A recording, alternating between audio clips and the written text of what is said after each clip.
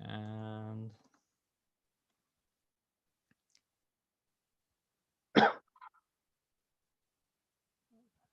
we are, hold on. We are live. All right. Thanks for joining us, everybody, for an evening of aquaponics. That is me, Peter Severi, Future Cannabis Project, and I am going to pass the mic off to Steve Reisner. So, Steve, take it away. Thanks for having me, Peter. I haven't seen you since, I guess it was it Dragonflies thing, or was it at the Emerald, or no, the Regen? It was, up in Humboldt. Yeah, awesome. At the Dragonfly, our Dragonfly getaway. Oh yeah. Well, thanks for having me on. Today we've assembled a whole wide range of different commercial aquaponic cannabis producers. We have quite a diverse range of different methodologies and ideologies on how to approach the problem, and but all of us are successful, that have companies that are or head growers of companies that are leading the way in their particular areas. So we thought it'd be really cool to have everyone on and educate people more about the topic and just the diversity that we have even within our own community. So we have Tanner Stewart from Stewart Farms. How you doing?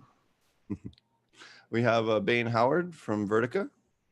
Hey everybody, thanks for having me. We have Leanne, our Chief Cultivator from Habitat Life. Hey guys, thanks for having me on, Lane. And then we also have Marty of AP Meds. He also is my co-host over on the Growing with Fishes podcast. How's it going, everybody? All right. So we thought we'd first jump right into it. First off, what is your methodology on growing aquaponics, and how do you have your stuff set up? So I guess we'll let Bain go first, and then we'll go on to Tanner. Yeah, sure. So I'm located here in, I guess, southeastern Oklahoma. I actually really recently just took over this farm a few months ago, and currently the methods we're using at the farm, we've got some plants going in deep water culture. Now that's primarily our moms that we're growing up, vegging and taking clones off of. And then we're starting to phase in some more dual root zone into that system, but that's a work in progress. We're still building on that. So currently everything's vegged in the AP pools and the deep water culture. Then we transplant that, bring it out into pots, into containers, and then veg it up for a little while, get it used to the transition, and then take it and flower it from there with our AP water. And then we make a few little amendments onto that before it goes onto the flowering plants. So that's kind of the quick and dirty of, I guess, how they move through our farm. And we're kind of using a whole conglomerate, a bunch of different methods right now, but it's working for us. All right. Tanner, why don't you tell us about your farm?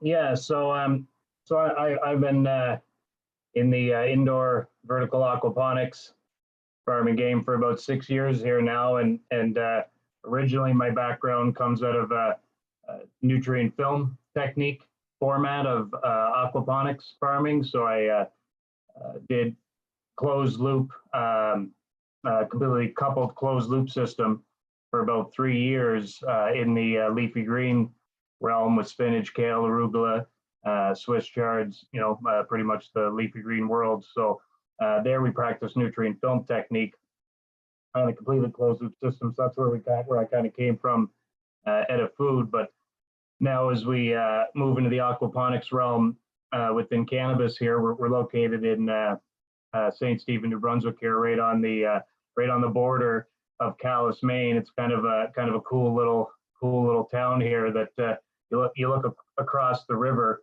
and you're looking right at the United States. So we're looking forward to when we do some outdoor growing, the smell of our weed goes across the border there. Eventually, sorry, I got on a tangent, but yeah, so we are now moving into a living soil system. So we're starting out living soil fed by our tilapia system. We're actually doing a top feed irrigation system. And then as we progress forward, we're really going to be examining, what's going on with the living soil, only aquaculture, nutrient base, then transitioning, looking at a dual root zone system. And then also we're going to be digging into some more of the comparisons on deep water cultures. So we're going to follow a little bit of your path, Steve, as well throughout our journey here as we launch our initial flower at the door. Awesome. And you and Leanne both have vertical type farms, correct? Yeah. So everything we're doing is going to be ending up in a 5-story fully automated vertical farm. So everything we're doing right now on phase 1 is all really a data point to feed in to exactly what we're going to do on that next automated vertical module, and platforming, of course, from the about 5 years I was with in my previous endeavor doing a 12-story vertical, not automated. You got to be automated. You need to be automated. That's one of the rules in vertical farming. Get a robot and have it move the plants around. So.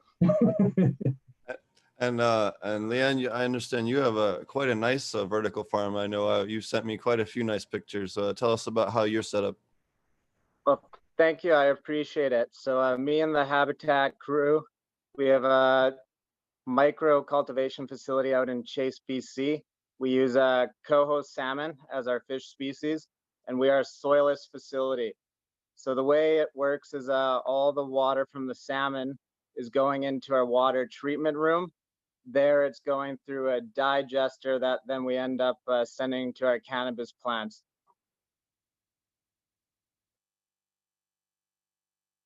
Very cool. And you do vertical racking as well, correct?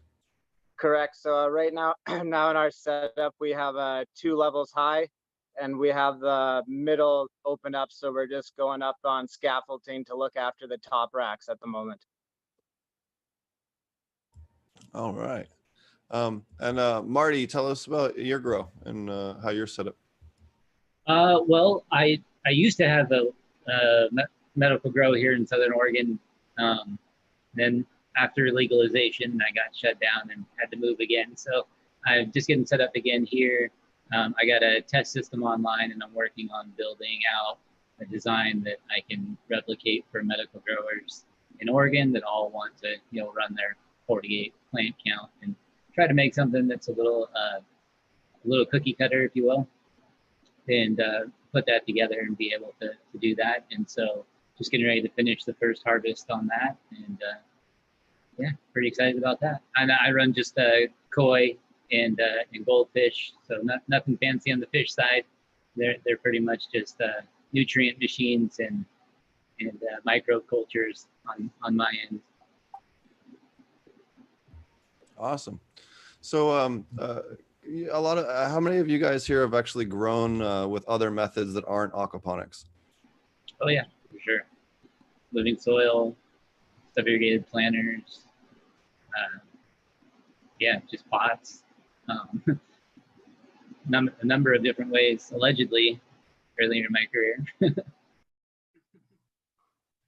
actually got started doing veggies and did quite a bit. We ran the first farm I was ever a part of, had a little bit of aquaponics. I was doing deep water culture lettuce, and then we had about a ½ acre out back that we would do kind of your living soil, no-till kind of organic cultivation, just row crops, and we'd do corn and cabbages and kale and kind of whatever was seasonal. And then we ran door-to-door basket delivery service where you could, we take orders from the community, build out baskets, and go out and deliver those. So I did a bit of soil growing here in that phase, but after that first year or two, it's been pretty exclusively aquaponics after that.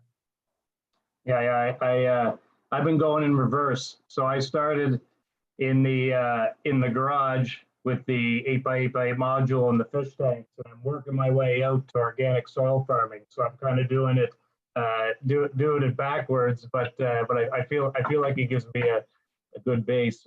We're actually working on a nice little small scale outdoor grow this year, and we're going to be running that full organics.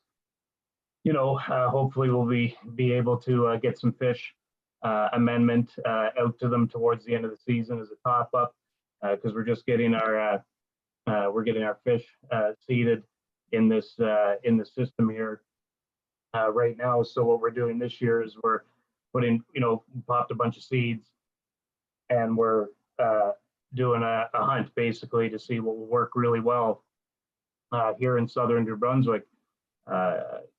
In kind of this very humid North Atlantic region here. So hopefully we find some real winners. But yeah, that'll be our big exposure. It's coming up here right away. Soil cannabis cultivation is how I first got started with cannabis. So I was doing that for a few years, and then it was my mother who actually ended up having some koi, and we were taking the water from that and feeding it to the plants, which we found some really good success doing that. And from there, we ended up transitioning, got a tilapia system going, which we played around with for a few years, which we did have the dual root zones and soil pots, and then eventually ended up developing the new system that we're using at Habitat. Very cool. Very cool. So those who got, so it seems like everyone kind of has some experience with both. What have been the big differences that you guys have noticed with the aquaponics versus your experiences growing, other crops in aquaponic or, in soil? I mean, I would say like veg growth speed is probably the one that I would point to. Like it's a glaring difference for me that I feel like you can see sort of across strains and different growing methods in comparison. I think hands down, I could say, even though it's a, probably mostly anecdotal experience, it's, probably, like going on 6 years worth now.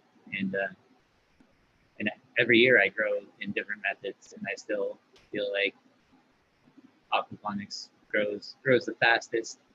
And in terms of veg growth, always seems to outperform everything else. I would completely support that.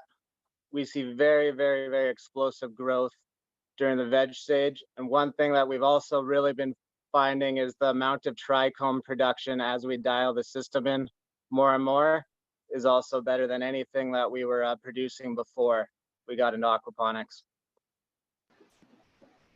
I would agree with that as well. Yeah. Absolutely. I've also noticed a big difference in terpenes. When we've done all of our controls, we haven't had a single, at least I personally have not had a single control where we've done soil versus aquaponics and not had a higher total terpene level. It seems to be, a huge difference, and particularly certain terpenes in particular, without getting into, some deeper data that definitely seem to be expressed more. And we've also noticed an increase in expression of CBD as well as THCV. There's some methodologies that I've developed working with a group in Colorado on increasing THCV expression using aquaponics to amplify particular stressors on the plant, stress responses on the plant that are kind of hard to do without that type of organic environment. And notice, incredible increases in pretty rare terpenes and cannabinoids as well. So, and I know that there was a group at from Green Relief Incorporated at the last Aquaponics Association conference that had a whole presentation on DWC only, media bed only, and dual root zone, and showing the terpene comparisons and the cannabinoid comparisons, and it was quite interesting. So there's a lot of interesting data, and there's a white paper coming out on that about aquaponics, through I don't remember the name of the university that's working with Green Relief up there, but it's been a while since I've worked with them, but there is a university that's actually putting out a white paper on exactly why it increases terpenes. So that's something to look out for later this year. Yeah, so a big difference I've noticed, I mean, as the others have stated, would definitely be growth speed. I think that's most easily visualized, especially in the DWC by root growth, especially. I mean, we just see roots blow up, and I mean, we put a new batch of transplants in some deep water culture dual root zone pots. And I mean, within 48 hours, they're poking through the bottom of those pots and just running for the aquaponic water. So, I mean, I haven't seen growth rates like that in any other method that I've used before. Yeah, I feel like you can tell in like when the plant starts taking up water from the bed, like you can come in the next day and be like, oh, don't have to water that plant anymore. Oh yeah, it's like, oh, there it goes. Found it. Yeah, absolutely. And for instance, right now, currently in our greenhouse here, I'm currently working with Organic Innovations. They're in Oklahoma. If anyone's interested, you can find out more information on them. On Instagram, they're Organic Innovations. Okay, if you want to find out more. But their main business model with aquaponics is clones. And then we also do flower, but clones really pay the bills around here. We can generate 30,000 clones a week out of our 1,000 square foot greenhouse, and we only have maybe 5,500 square foot of actual bed space. And we can generate incredible numbers. Right now, depending on strain, we're averaging between 1.8 and 2.3 inches of growth per day on our in veg on our plants in there. And we don't have everything completely dialed in yet. I think we can even do better than that. We don't have all of our KNF inputs that I want to get rolling. So, and then I've also found that so on average you get about twice the growth rate, so you can veg plants in a much faster time, and then you also get an increase on speed and flower. I've noticed that some strains can be anywhere from 5 days to even 2.5 weeks faster on the longer flowering strains. I don't know. Have you guys noticed an increase in a shortening in flowering times? I grew, I think it was Starfighter OG my last outdoor run before I got shut down in Central Point, and it was so the aquaponic system Starfighter OG. I think there was 3 plants in the outdoor aquaponic system and 4 plants in the living soil beds, and all 3 of them finished sooner than the other one. But that's the only one that I've done like at the same time in the same environment. So only one current grow that I can confirm that happened at the same time and flowered sooner. But I've done that with other plants as well.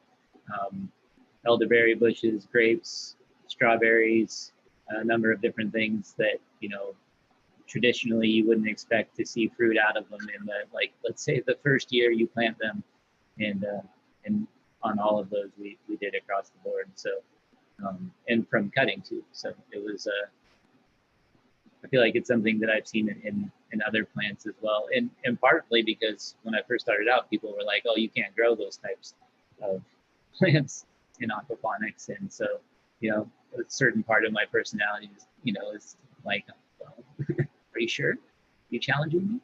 And so I think I grew broccoli and cauliflower and watermelon. Steve's shaking his head like, oh yeah, I remember that. And so we grew all kinds of cucumbers, things that you traditionally,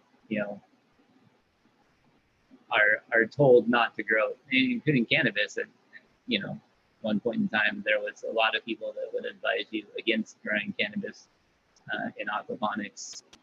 And it's kind of the reason why Steve and I started the podcast, and was just to at least have a voice that says, well, you kind of can, and it'd be pretty good actually. Yeah, and go ahead. Sorry. No worries. To date, we've found taking our strains to the full 60 days. That's where you really get that extra expression of the trichomes, cannabinoids, terpenes, as mentioned. But where we are really saving time is we're coming right down from our genetics room, and we're kicking over the next day. So we're not needing to wait to give them that extra day from being stressed, given that they're coming from an aquaponic system in the genetics room. down to an aquaponics. So compared to other scenarios where you'd be waiting 1 or 2 weeks to let the plants recover and be ready to go before kicking them over to flower. I think that's really interesting, because anymore I won't take a plant from outside and even repot it and put it into a dual root zone anymore and try like expect to get top quality out of it, no matter where it comes from, or how I repot it or what I mix it in. I always find that a clone or a seed that started in an aquaponic system finishes better in an aquaponic system. I've not figured out.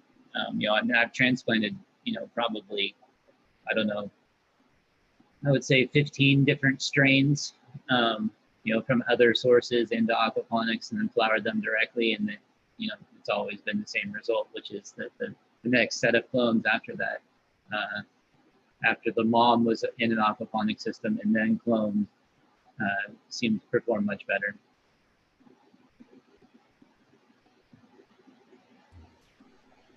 You're missing those microbes. And in fact, you know who the original person who first, as far as I'm aware, is the very first person to write about aquaponic cannabis anywhere is actually Breeder Steve, who they just had on the Future Cannabis Project. He, as far as I can tell, having done a lot of homework, he was the first person to put anything in writing around aquaponic cannabis way back in 1997 or 98 on overgrow.net, way back in the day.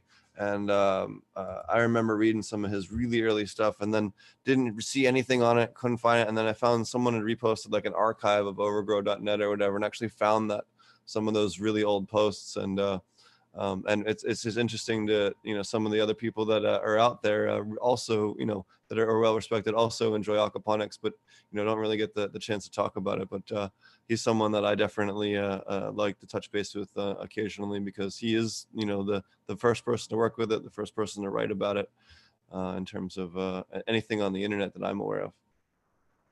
He had a great episode on the podcast. I really enjoyed it. So definitely Oh check yeah, it out. learned a lot of cool stuff. Yeah, for sure. So what about economics? You know, with aquaponics, we have a whole bunch of additional revenue streams. Why don't you tell us about some of the different additional revenue streams that you guys have with the aquaponics that maybe you wouldn't have had if you were a soil grower? So for ourselves, we're doing coho salmon, which right now at our micro facility is small scale, but we're able to sell that to the local markets. So that's very exciting. The way the licensing worked for us was we had to get an R&D aquaponics license to start to be able to get the coho salmon.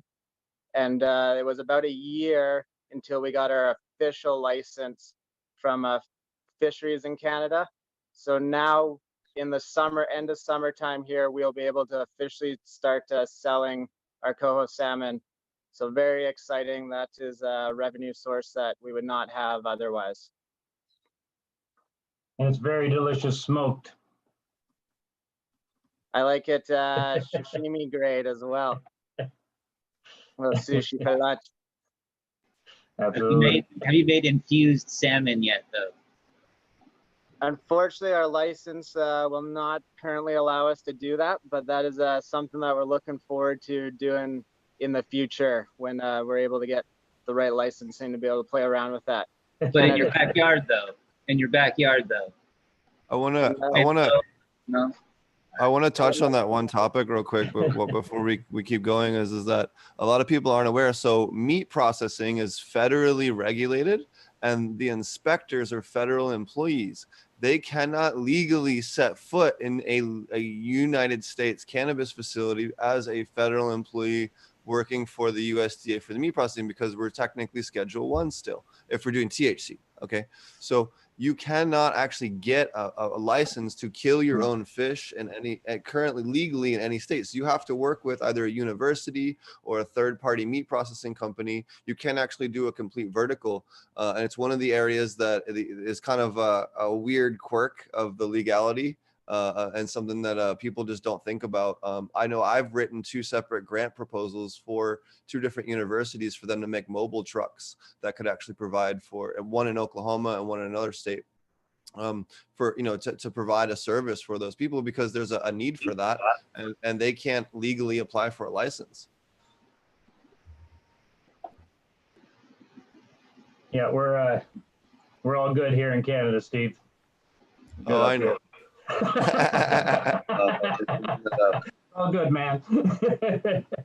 Yeah, no, we when I was running our food facility out of Edmonton there, we sold a few good batches, more than a few rounds of our live organic black Nile tilapia to the Asian markets in Edmonton and Calgary. So, you know, there'd be times, you know, our fish farm wasn't that big for the facility, but you know, there'd be every few months there'd be about a week where it was our fish in all the most of the tanks and around the city, and we were getting a great price per pound live.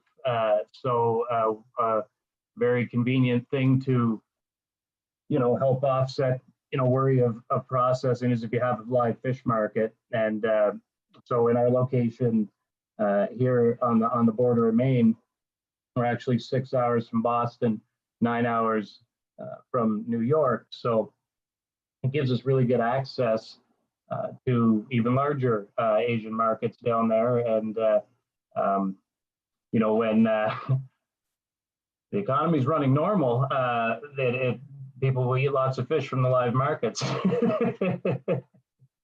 down there. Yeah, so it's definitely been a major component for us. And I've always taken the approach from day one with aquaponics, like when you talk about the economics, it's really never a question for me on whether or not you should be building a profitable fish component within your business. You know, if you can go in, you know, like Habitat is got that same mindset on the salmon side. You go in and you get that into a net profit position, and even though the revenues from that may pale in comparison to, you know, the price per gram in some great flour, you still want a net positive on your nutrient factory, and then it's not a drag in your business. So I think you know, that's you know, an important thing for a lot of aquaponics people to really dive into, and that's what's gonna drive that is your market, right? And it's not really the fish. It's not necessarily the fish you want to grow. You know, it could be you know, it could be the right fish for the right market. And if you choose the wrong fish in the wrong proximity, and you've got processing issues or transportation issues or licensing issues, like in our case here, we had a tilapia as a foreign fish. So we had to do a environmental impact assessment so that they would make sure it wasn't an invasive species. Luckily, black Nile tilapia are from Egypt and Lake Nassau, so when a 28-degree fish jumps into a 10-degree East Coast river, it's instantly dead. So there's no harm. I was just gonna ask. I was just gonna ask, was your environmental impact study just a tilapia and a cube of ice that you took out of the freezer? You're like, here's a tilapia in January in Canada. Yeah, no, we just put it in a tank and slowly turned down the temperature. That is a complete joke. In case there's any animal. But it does work. Yeah, that's really nice. I ran up against that doing running tilapia at a commercial lettuce grow I was a part of down in Texas, where we had to go through the whole environmental impact and Texas Parks and Wildlife and the fisheries guys came out and they're checking, you know, make sure you have 3 points of, you know, 3 locked points of entry between the fish. You know, this wasn't even cannabis where they were checking in on, you know, medication or product or anything like that. This was people checking to make sure our fish were under lock and key and secured. Oh yeah, and I mean, when you get into certain aspects of animal husbandry and food safety, it gets pretty crazy pretty quick. Like when we're shipping across the border, we need a veterinary checkup like every, you know, quarter or whatever it is. So, and that's to keep us certified to be shipping stock across the pond. But then when you get into when you have a sizable enough fish farm, and this is something that we're like super excited about, because when we go up to 200 metric tons a year, right, and even on a smaller scale, no matter how big your fish farm is, well, it's got to be at least a certain minimum size, but you'll get lots of extra solid waste out of that fish farm that you're not using, and you're not passing on to all your plants. So we're just excited about taking that 50 tons a year of excess solids off of our farm. We're designing an offtake off the CO2 of our fish system. I believe Habitat does some of this as well to help feed into our rooms. So if you're really balancing your whole system properly, you can pull that CO2 off that fish manure, and then you can take that fish manure, you can make another compost tea out of it and feed it back into your system, or just dump it outside in your outdoor grow, which would be just as good. That's really cool. That's the first I've heard of anyone using mineralization for CO2 generation. That's very cool. Is anyone else here doing something similar to that? I worked on a project in Colorado where we had we used troughs where we had the fish tanks, and we had them in kind of long runs, kind of like you would for trout. And above that, we had oyster mushrooms that were in kind of little like cabinets that were hanging above the fish tanks in compartments. And we had CO2 sensors that would vent the CO2 out into the grow as it would build up. So the humidity from the fish tanks would provide the humidity we needed for the mushrooms, and the mushrooms would provide the CO2 for the plant. So it's really cool to hear you're doing a whole different way of CO2 generation using the aquaponics and optimizing it. That's a really cool thing. Is anyone else doing anything else similar, or any other revenue streams that you guys are doing? So yeah, Sorry, go ahead. so Tanner, we're correct. So in our mineralization room, we've pipe from our digester, and as well from the air that's coming out where we're aerating the water, to send that over to our flower room. So we've seen some really good success with capturing that CO2 and designing our system, figuring out how you can get everything that you need from the fish system. And we're really getting that dialed down. Very cool. And it just goes to show you can do all different types of cool things with aquaponics that maybe you can't do with a traditional greenhouse. Do you guys want to talk about as well the advantages with climate control and how the water acts as thermal mass? Especially, we have two people up in Canada. I know I've done a commercial, or a small commercial aquaponic cannabis grow. We did a 50 by 30 by 18 foot greenhouse when I was with the Aquaponic Source with one of the licenses with me and another employee there. And we managed to do that whole run through a whole winter with just 87 pounds of propane, just enough to heat the water. So do you guys want to talk about that and how the thermal mass from the aquaponics can give you huge advantages, especially in cooler climates? So for ourselves, we have not tapped into that yet. To date, we're using a chiller, but it is something in a new design that we are taking a very close look at, as you mentioned, how to take advantage of that. So that's something we're digging into at the moment. Yeah, like on our end, this gives you this massive opportunity for really, really intelligent water management within your whole facility. I mean, that's one of the, and it doesn't matter on small scale or large scale, but you just have more water to capture or deal with. One thing that we're looking at, and this is as we phase our farm out over the next couple of years, because our first phase was 10,000 square feet of 100,000 square foot building. So we're the nice thing is, because we phased it out, we'll kind of get to improve this as we go forward. But how do you pull the extra water off your condensers and either push that into gray water, or it's condensed water, so it's a completely neutral pH as well, right? So can you purify that? Do we put it back into our fish tanks? Do we just turn it into gray water? Could that be used as a, as a item to control your pH if you don't have great water, perfect water coming into your system? So for us, it's all about, how can we move that water around?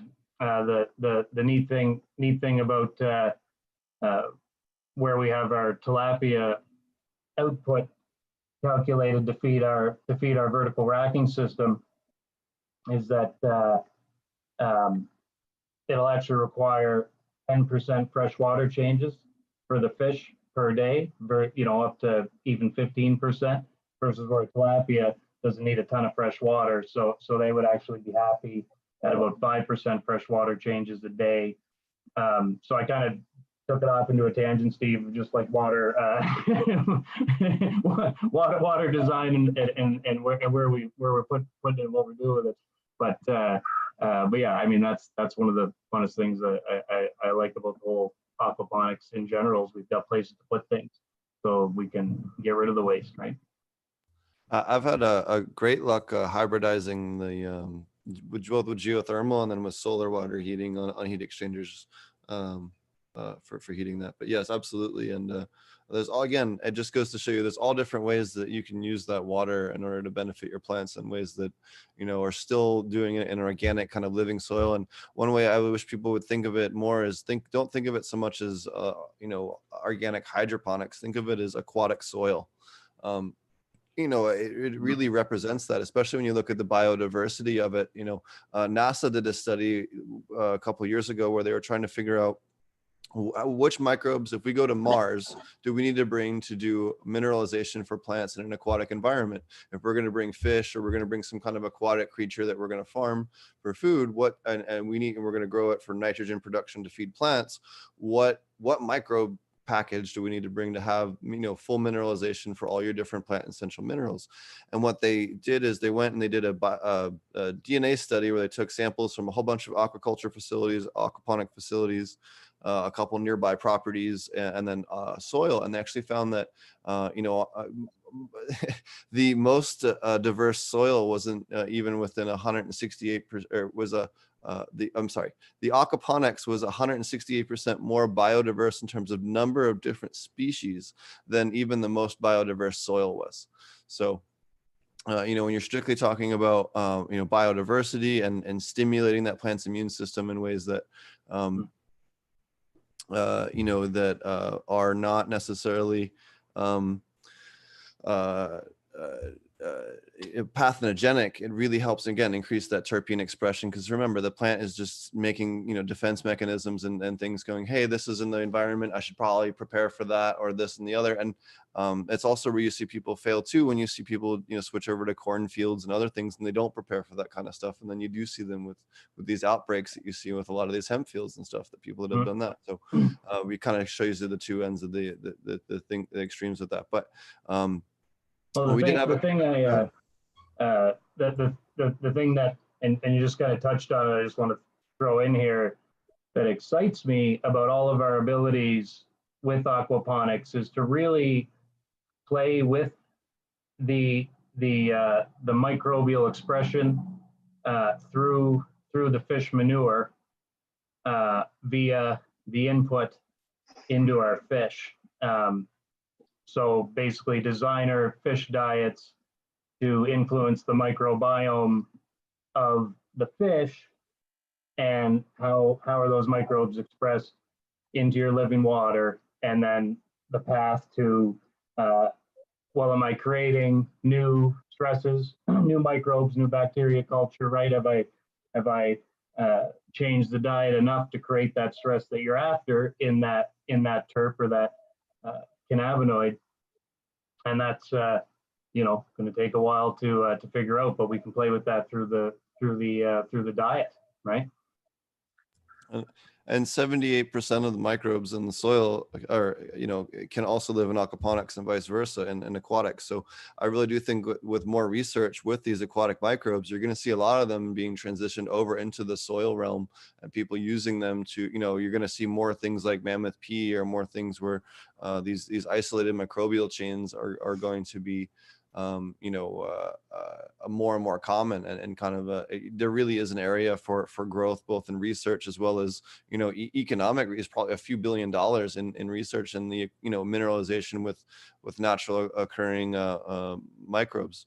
So in the aquatic environment, because everyone focuses so much on the terrestrial and not really so much in that direction in terms of specifically plant boosting stuff. So there is a huge realm. If you're just getting started in college or something like that, or you want to get into the industry and you want to research microbes and you want to find something that could be profitable, that there's a whole industry that just basically has maybe 1% of the research has been done to date on it. And it just hasn't been done to date at all. There's no industries out there that are focusing on it, and it really is an area that just needs a lot of research. Yeah, you really hit that on the head, Steve. That's exactly our methodology with the system we put together, is how can we get the water that our salmon's producing to be everything that plants need to thrive on. So very well said. So would you guys then, like, because I understand, altering the food in order to, and change the diet of the fish to change the nutrient profile. So would you switch your food in the flowering phase to be something different than the veg phase, or how would No, that work? I would do full life cycle strain comparisons, right? Because I think in an aquaponics or a live feed setting, and if you're trying to compare a single strain and its performance from the baseline to your comparison when you change the fish feed, at least initially, I think it's got to be through the whole life cycle of that plant on one feed. So do your steady Eddie strains for many good runs where consistency in them, and understand the microbial culture that's driving that, right? Then bring in your new fish feed, measure what's happening there, and then run those same strains through with those new cultures, and then start seeing the differences and tracing them. So I had the pleasure of doing some research with the back when I worked at the Aquaponic Source, and we actually did a whole bunch of different fish species, and we looked at the nutrient breakdown of their waste that we sent off for, and it really comes down to protein. So the higher the protein percentage, the more you're going to get converted into nitrogen. So if you're designing a very large scale facility, you would want to do predators and carnivores, or more carnivore heavy stuff for your veg rooms, and you'd want to do omnivores and more herbivores or herbivorous fish for your flowering rooms, because they're going to tend to put out more potassium, more phosphorus, and those types of things. So and when I do my systems, when I design them, and Bain knows this because he's actually worked under one that I've designed, we actually design it so that you can shift the fish tanks over. You open and close a valve, and suddenly we can change how many fish tanks are going over to that one greenhouse and whatnot. So we can have dial in exactly how much nutrients are going into that system based on how many fish tanks are going in there. So you can really do a lot with that, and I'm sure you guys do something similar as well. Well, I'm sure that, because I know not everyone is closed loop, right? I think there's quite a few drain to waste or whatever. Oh, kid delivery. Yay. Nobody brings me a kid. I'm jealous. Oh, nice. Anyway, so yeah, I think that it just kind of depends on what your system is. I think that when you have a closed loop system, you have a couple more concerns than if you're doing a drain to waste or drain to feed or whatever, decoupled, whatever label you want to put on it. That they all end up a little bit different. Is anybody else doing a closed loop besides me and Steve? I think Bain is, right? You're quiet there, Bain. Are you still muted? There you go. Oh, there. Hey, I think we're. Yeah, so we're closed loop. All of our deep water culture and the veg is is one closed loop. We do pull off of that for feeding some of the flower stuff. So it's open in a way, and we're topping off and exchanging water, but for the majority of the time, it's running closed. That makes sense. There was a question in chat asking about, soil and aquaponics. So myself and I believe Bane and Marty also both use dual root zone aquaponics. I'm not sure about Tanner and Leanne, but I know that we do something called dual root zone aquaponics. So basically, we'll use this beer bottle here, for example. All right, so imagine the bottom half where the beer is where your hydrogen would be, so or lava rock or gravel, and then the upper half here would be soil. So we do living soil on top of that. In fact, I just posted some pictures on my Instagram. We had a mushroom outburst in our greenhouse. We use mushroom compost, and we had mushrooms bursting out of our pots all over the place in the greenhouse. It was really cool. But anyways, so that living soil actually provides all your terrestrial microbes, a place for your mycorrhizal fungi and your other plant beneficial terrestrial microbes to live, and then allows those roots to grow through the bottom into that flood and drain layer. And we separate them with a burlap or other root permeable cloth, and allows, again, those roots to bust through while holding that soil up. And we found that really gives you the most level of control, at least in my opinion, a little bit of an edge as far as nutrient control and dialing things in. And then again, you get the best of both worlds. We find that, typically they just have fewer incidences of mold and mildews, as well as fewer incidences of pest problems, and also for anchoring. So when you're putting them directly in the beds, if you don't scrog them right away, with the net cups and things like that, they can be quite floppy. So by putting them in the pots, it gives them enough weight, especially if you're going to do an outdoor project on a home grow. The weight of the bottom, especially with the wind and things like that, really helps keep them stabilized. I don't know if Marty or Bane want to talk about their experiences with it. Yeah, I totally agree on the dual root zone helping with weight a lot. I know I've struggled a couple times with exactly like you said.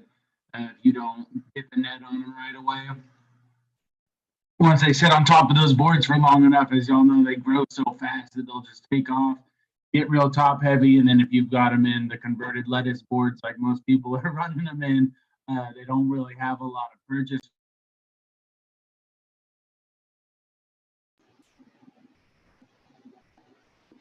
Yeah, I think that, probably like support wise, because I've grown both ways, both in dual root zone and not in dual root zone.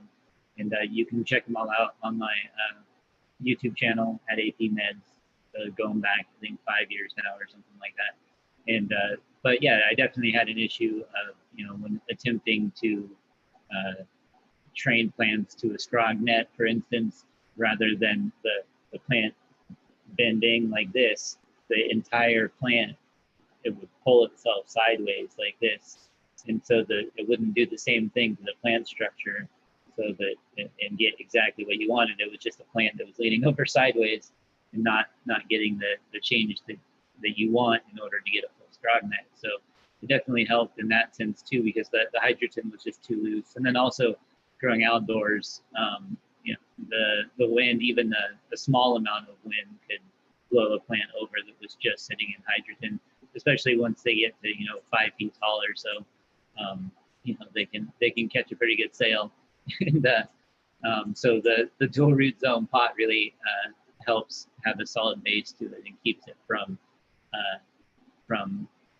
completely tipping over inside the media. And I know there's lots of other successful ways to do it as well. Do you guys want to talk about Tanner and Leanne, how you guys do? Because you guys are a little bit different, but your stuff works. I know, Leanne, I'm definitely definitely salivate over your pictures regularly.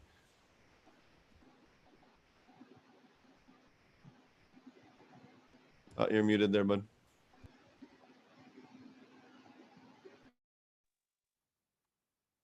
Unmuted now.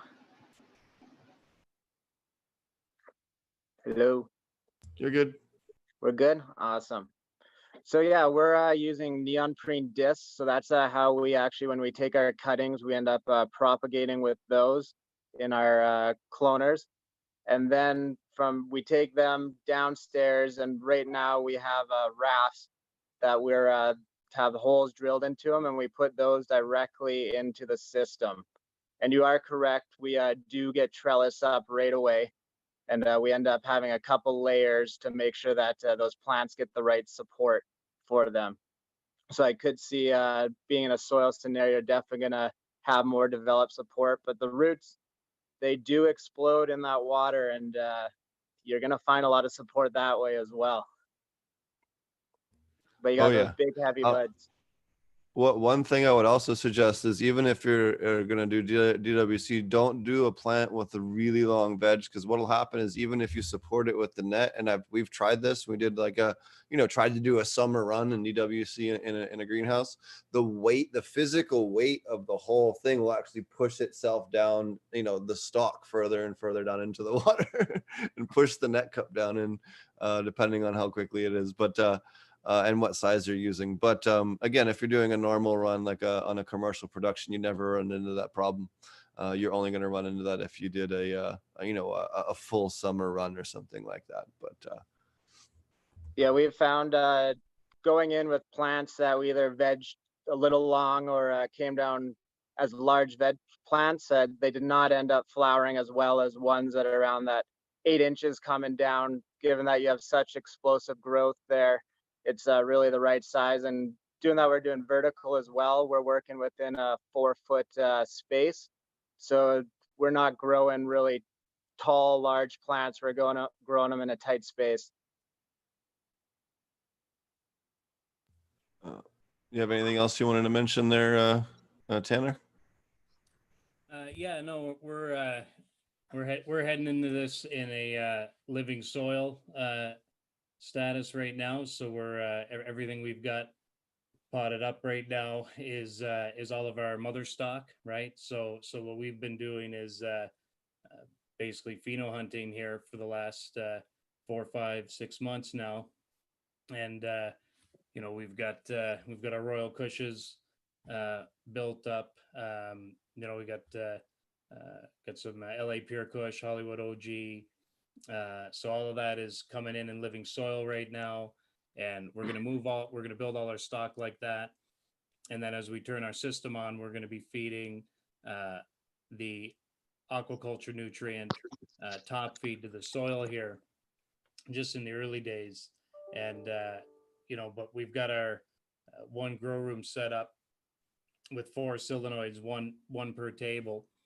So we're good for complete top irrigation, and we can drop to bottom feed, dual root zone, quite easily as we explore different mediums. But we're,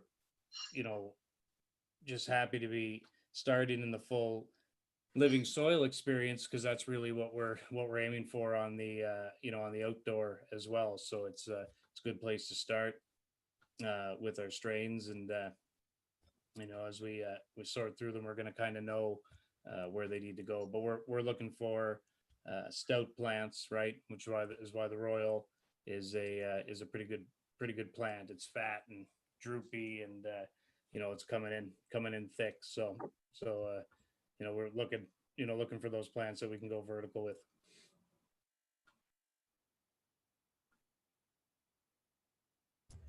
Awesome. Yeah. And again, there's lots of different ways to do it, and everyone has different ways that work for them. It's just what we all find the methodology that works for us. And again, with aquaponics, there is a lot of different ways that people design their systems and look at things. So on that note, let's talk about a little bit about minerals and microbes. So we had a question from chat: if I use saltwater aquaponics to feed seawater first to break down salts, will there be enough ammonia to grow cannabis plants? I guess the easy question for that would be the fact that you have a high level of sodium. And unless you did a huge flat with a ton of mangrove trees, you're not going to be able to absorb enough sodium to actually do much of anything. So, you could absolutely aquaculturally raise your own seaweed off of a reef tank or something like that. But it wouldn't really be profitable in any kind of way, or honestly worth all the labor. Let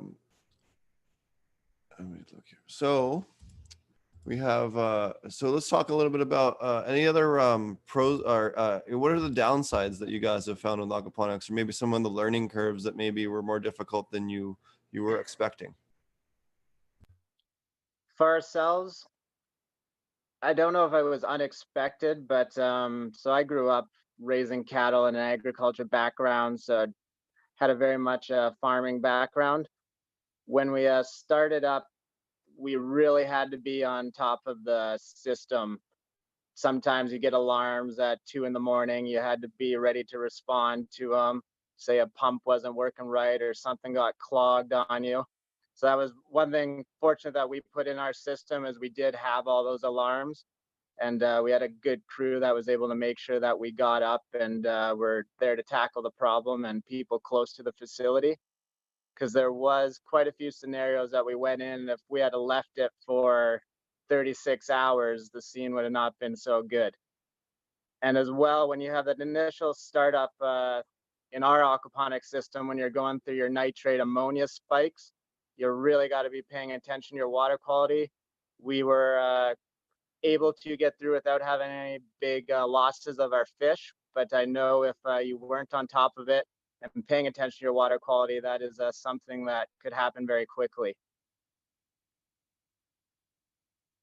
Yeah, I definitely agree with that, and I could mirror that. What you said was starting up the system, having somebody there who's able to check on pumps and check through the night and make sure it doesn't run for 12 hours with the valve shut that should have been opened at the end of the day is huge. And being able to stay on top of your water quality, just like you were saying during system startup, has been a big learning curve and something that's got to be taken really seriously.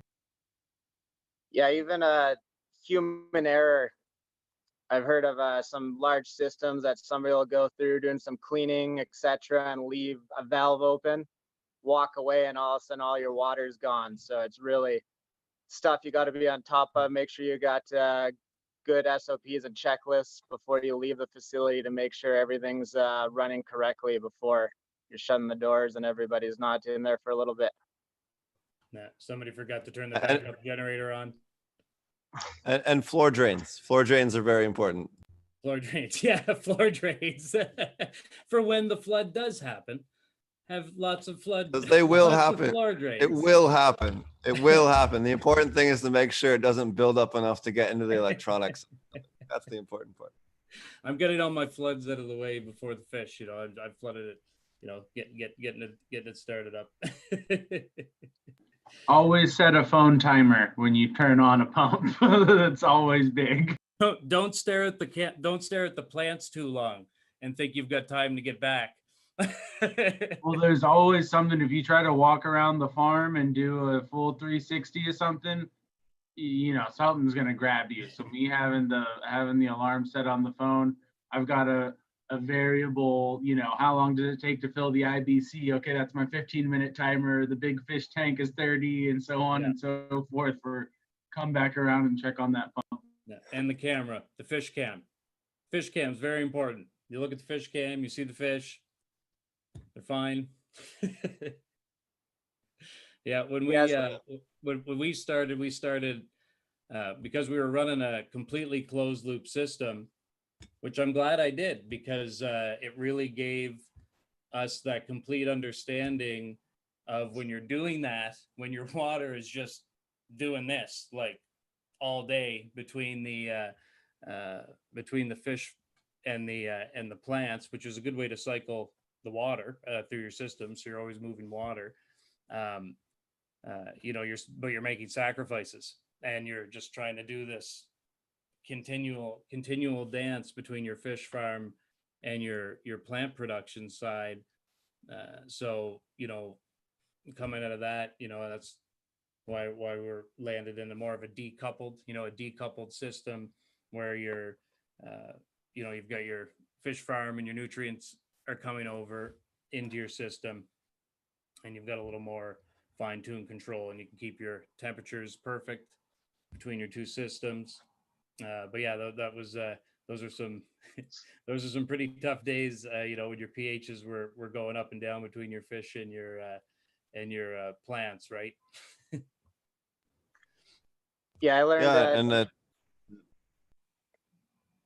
to also definitely make sure you set a timer there at the early stage of our facility. You'd be filling up a barrel. You get distracted by going to do something else, and all of a sudden your barrel starts being over full and flooding everywhere. And then as well, very good point on the backup generator. So we actually knew that there was a Canadian winter storm coming. So we tested our generator the days before the storm was supposed to be there, fired up, everything worked well, but we did not check all the fluids. So come the day when we were correct and the backup power went down, the generator wasn't firing up. So luckily we had the needed fluid on hand, but it took us about 30 minutes to get that thing fired up. So backup gens, and make sure you're checking all your fluids as well. Oh yeah, absolutely. And that's something that's extremely critical for aquaponic systems, because if that system goes down, everything dies. Most commercial size systems, you know, you have maybe an hour before you're going to start losing fish without a backup generator. So, you know, making sure you have a you know, gas power, and if you're doing really big scale, you know, gas turbines can be really good because you can get that hot and cold off of them aside from the power as well. For those of you that are looking at that, you know, very large scale and want to have that on-site power generation. So on the topic of minerals, you know, one of the things that I've noticed, especially, I also on a separate note run a nutrient dosing company where we do consulting for all that stuff. The nutrients that you need to get really good flower in aquaponics are way lower than hydro. You know, your potassium levels, your phosphorus, your nitrogen, and it really is, you know, from those microbes the same way it does in living soil, where you don't need to have those super high levels of hydro nutrients. You know, by having those lower levels from those natural inputs, and those microbe inputs work like little syringes, and doctors giving you, you know, syringes of nutrients getting directly into that, and does make a huge difference. And especially, you know, we don't have to flush them. So do you guys flush your plants as one example of the lower nutrients? Excuse me,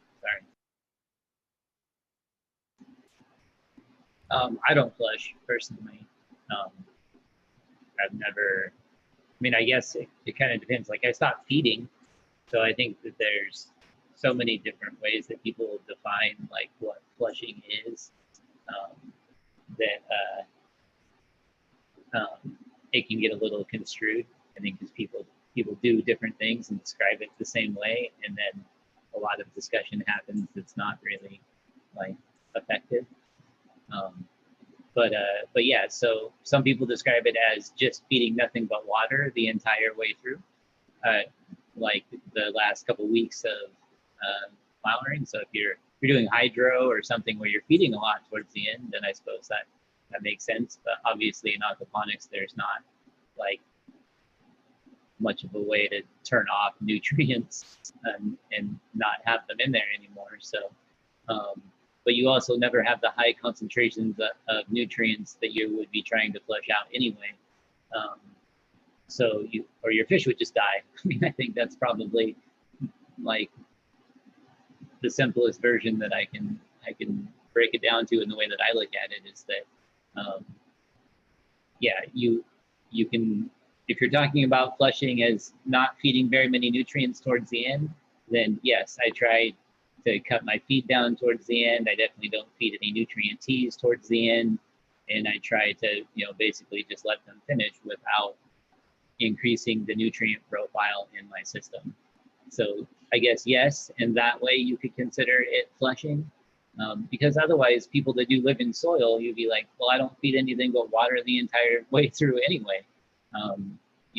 So am I just flushing the entire time? So I just think that a lot of wires get crossed when you use the term flushing. So I think that I tried to distill it down to reducing the nutrients that are available to the plant late in the flowering stages, if that makes sense. So on the habitat setup, we're doing a similar methodology. So our EC is bounces between a 0.9 to a 1 through our system. But given that we do have the decoupled system, for the last 10 days there, we end up not sending that to the flower room, and we're just topping up what they're consuming with fresh water. But we do have more trials to run to be able to hone in on that more. Yeah, I'd say our method is very much in line with kind of what you said, Marty. We don't so much flush as cut back on teas and different things like that, so that our plants are just receiving aquaponic water and not any of the additional things that we would kind of give them through flower. Yeah.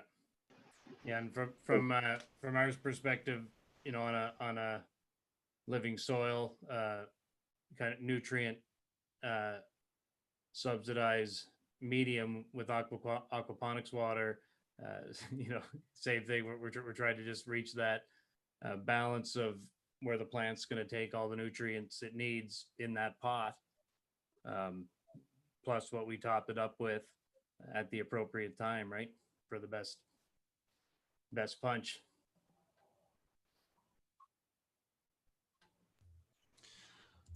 Awesome. So, so what metrics are you guys testing for regularly? Maybe that's a real good question. So, me personally, we test any farm that I work with. We test every other week, so every 2 weeks, and then once everything's totally stabilized and we know the strains that we have, then we can cut back to once a month. But we find that really gives us the best ability to really fine tune our nutrients. How often are you guys testing, and what are you testing for? So for us right now, we are testing all the macro and micro so that we're able to understand our system. And as we were discussing earlier, the aquatic soil that we're developing and ways that we're able to refine that. So we are testing very frequently all macro and micro, and then as well watching the results that we're getting in our system to see what little tweaks we possibly could make to continue to improve and advance from there. Yeah, and you know, from our perspective, it's everything. You know, it's nutrient profile in the soil at certain points, the EC going in from the water, and the VPD, the VPD and the exact amount of times it's been watered. I mean, we're just gonna really do our best to be capturing all the variables, and it's not very hard to do, right? It doesn't take a very expensive system to really data log everything that's going on in your room on a per strain basis. So we're leaning in towards a live monitoring. Right now while we install our system, we're just writing everything down 50 times a day and using multiple different pH monitors. I got like 11 of those $10 ones that you stick in the 2-prong, you jam it in the soil. Then use 3 of them to make sure that they work, because if all 3 of them are the same, they work. Yeah, only then can you confirm for sure. Yeah, you gotta triple down on those. Yeah. Yeah, so we're like you said, water's kind of everything for the aquaponic farm.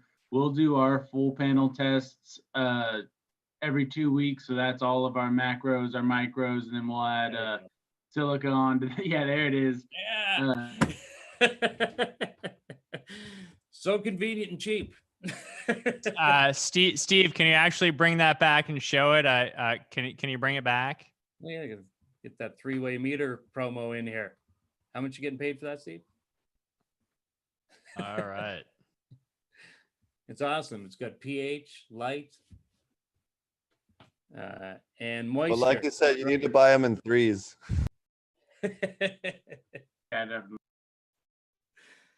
Yeah, it's good too. It's nice to it's nice to check the moisture in your soil if you're not sure, right? If you're not sure that top 3 inches, is moist, right?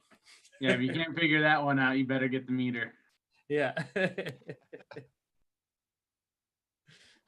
Oh yeah. Yeah, so we'll test our water for the full panel every 2 weeks, and then we'll take the little API dropper test to it for ammonia and nitrate just to kind of keep a pulse on it every other day. And then, of course, we've got pH monitors that are constantly data logging and set up to alarm if anything kind of crazy goes on. We run the Blue Lab Guardians that do us pretty good on that front. You can have them, set up on the phone where you can always check in on them whenever you get to worrying about the fish in the middle of the night and go, oh my God, okay, all right, they're doing just fine, they're comfortable. Yeah, I should mention on the raising salmon side as well, they do require a very tight water parameters. So making sure that we're on top of the ammonia, nitrate, their pH, and their water temperature. Salmon, you got to keep at a 14 to have healthy growth. So that's something that we're constantly monitoring to make sure that we're raising those awesome salmon. So what type of electronic monitoring are you guys using? We were all talking about that just before this. Are you guys using any particular systems, or what different types of ways are you guys monitoring your nutrients? Like as far as real time? Yeah, for us, we just we're using digital water temp readers, pH readers that fire to some other panel that send out alerts to us. I don't know the name of the specific system because we ended up using a couple different things to direct people, but yeah, it's something that ends up if our pH happens to get out of whack, that we get a email on our phone.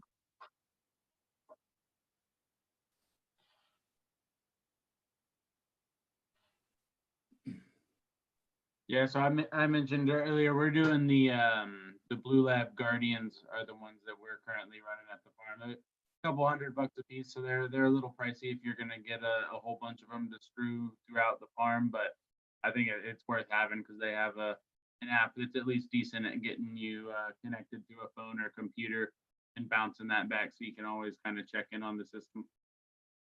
Yeah. Right now we're looking at a few different options, but honestly, one of the easiest to use and simplest option is you can first for getting started anyways is a Troll Master system. They've got all the brain and the Wi-Fi transmitters and the sensors that you need, and you can overlay that. It's not only a sensing system; it's actually your control system.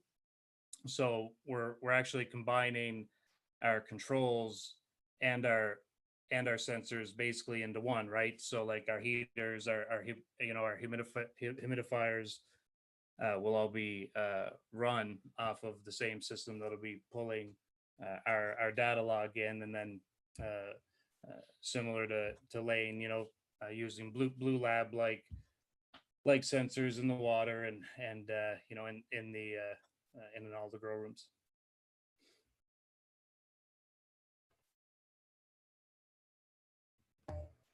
All right. So what are some of the different questions that you guys get from when people find out that you do aquaponics? I know one that I commonly get is, does the cannabis taste like fish, or does the fish, does it taste fishy, or does it taste like fish poop or anything? Yeah. What are some of the other questions that you get all the time, and maybe the answers to those questions? I get kind of the inverse of that one a lot, is that if you eat the fish, will you get high? So I guess that's the other side of that coin. I don't know. That seems even weirder to me, but I definitely got that one. But both seem kind of ridiculous, I think. Because I think they're joking, and then I laugh, and they still want me to answer, and then they're like, "No, really though, can I get some fish?" Yeah, a lot of people ask me if we're feeding the fish weed, right? So it's probably what they're thinking. Yeah, or I guess maybe one of the ones I get all the time is why do I have to put anything in besides fish food? Why can't I just feed my fish? probably another one I get on a regular basis. Yeah, people not understanding that that there's more to fish nutrients or plant nutrients than just what fish eat. You know, fish biology was not designed to grow cannabis plants, right? So, unfortunately, as much as we may wish that was the case. Yeah. I do think that we limit like aquaponics to fish a lot, you know, but I think worms do a significant amount of work, at least in my system. And I've always kind of used the two. I have worm bins like red wigglers and worms in my bins that provide a lot of the other nutrients besides nitrogen. And so, you know, I kind of feel like they, you know, the fish get all the attention and the worms do all the work in a lot of different ways. So not that they aren't great or work together, but, you know, there's at least in my system, you know, the worms pull a ton of weight for sure. Hey guys, this is Tom. I have a question for you. What is the end destination for all of your aquaponics weed? Is it all going to wind up as flower, or are there other ideal product topicals, concentrates, and like would you grow special strains if you knew it was going to be used to make hash, even if you're growing it, making it hydroponically? Yeah, so for habitat right now, we're only able to produce flower, and that in Canada we sell through the shelter market with our current license. But we absolutely do look to get into developing strains for concentrates here in the near future that we're able to get into doing the oils, rosin, hash. And what we want to do is really keep everything we're doing as close to the flower and the full profile as possible.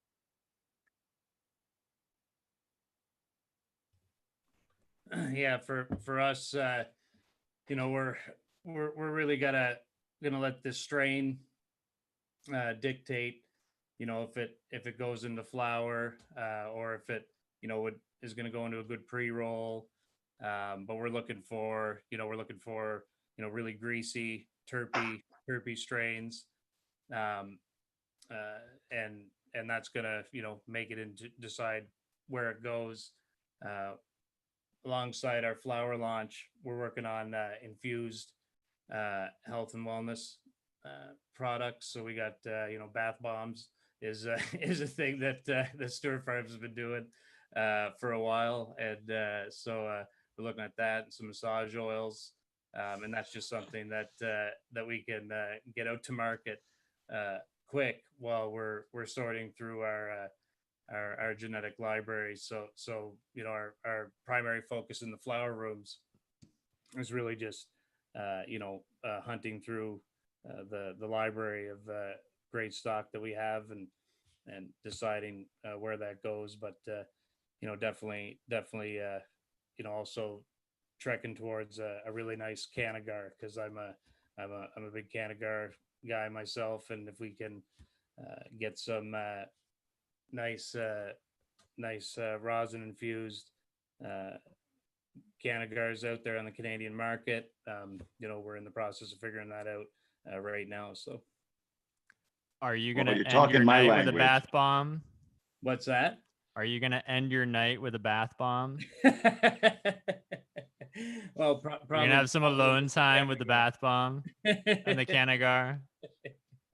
Well, I mean, the commercial writes itself. I mean, it's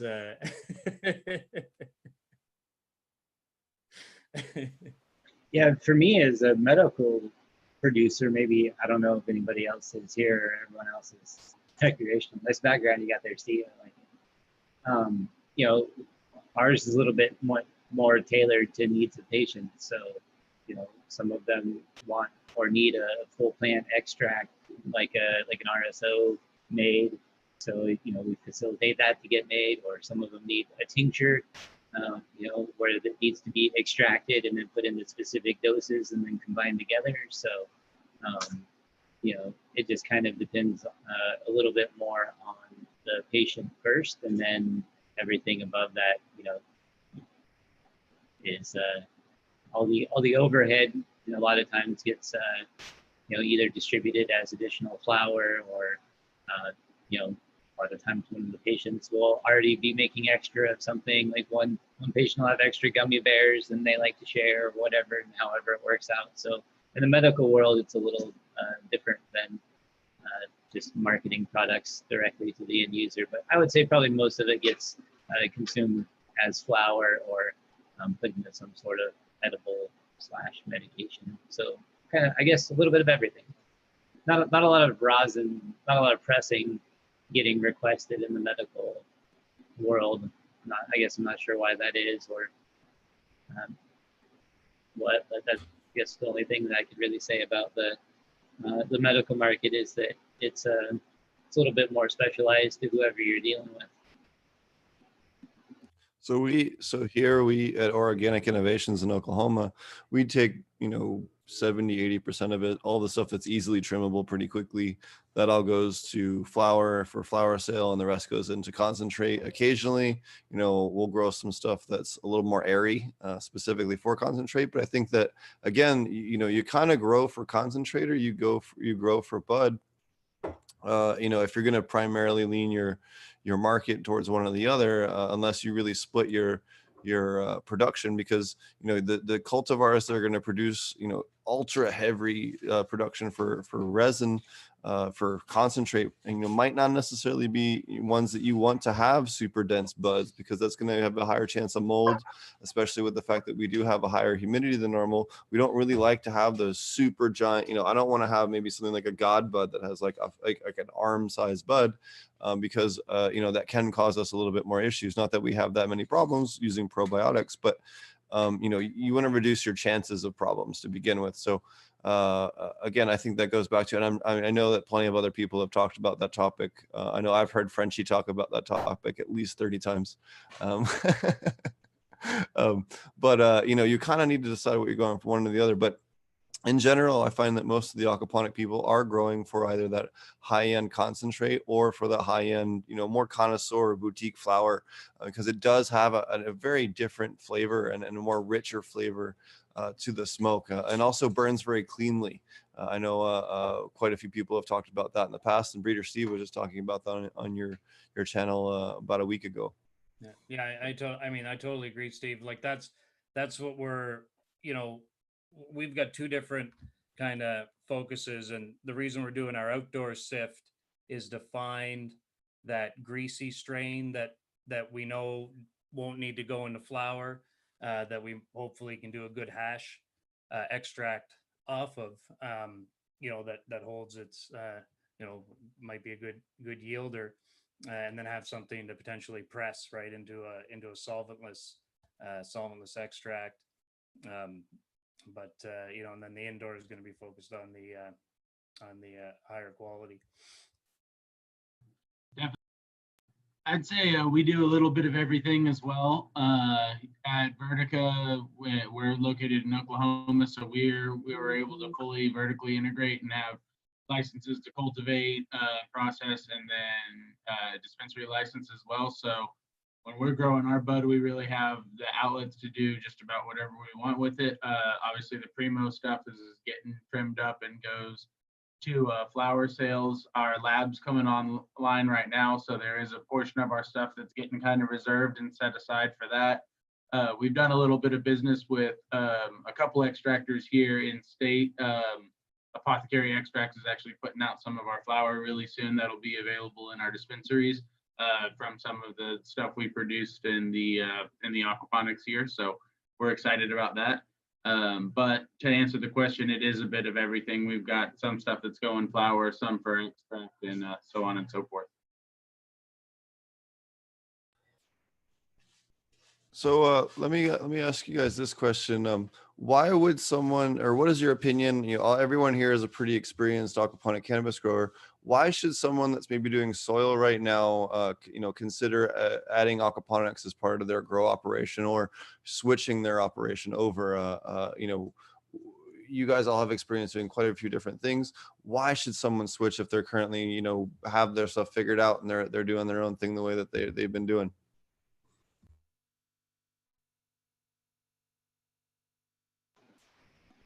Well, if you, go sorry. ahead. All right, I'll go.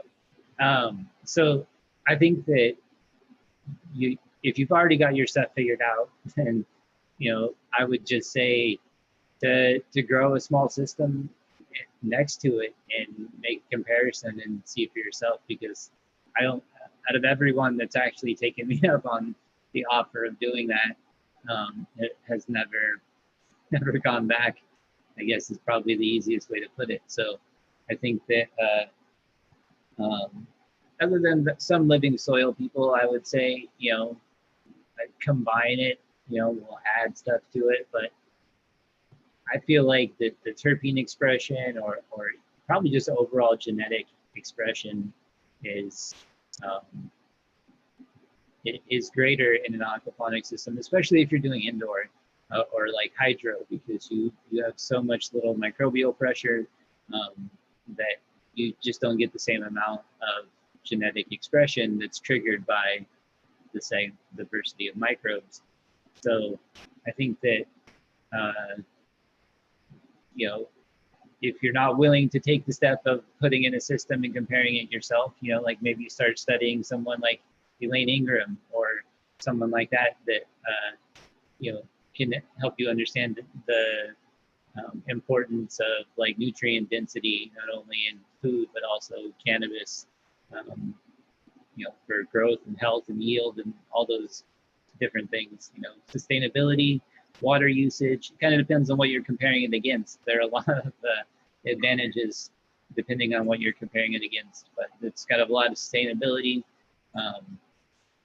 definitely quality, I think is way up there. We've talked about, terpene and cannabinoid production. Steve's talked about, increased CBD and other types of cannabinoid production. I just think that there are a lot of upsides to it. If you want to talk about production value, I think it's extremely forgiving method of growing, especially if you talk about watering. If you're trying to teach a new person how to water a plant, it can be very difficult to do, as opposed to in a dual root zone system, you can, or even just a straight aquaponic system. It goes in and it just takes up as much water as it needs, and you can manage the system as a whole and not worry about a newbie that having to learn how to water a plant, because it's much more difficult. So I think it all depends on what you're comparing it to and what aspect, because there's a lot of advantages, but those are the ones off the top of my head. Those were some great points, and I'd say if you're really looking to push the limit of what's possible, aquaponics, it's like we're just scratching the surface here, and there's so much to learn and so much to improve on it. And the results that we're already seeing and the benefits you can get with very small inputs when the whole system's together is just fantastic.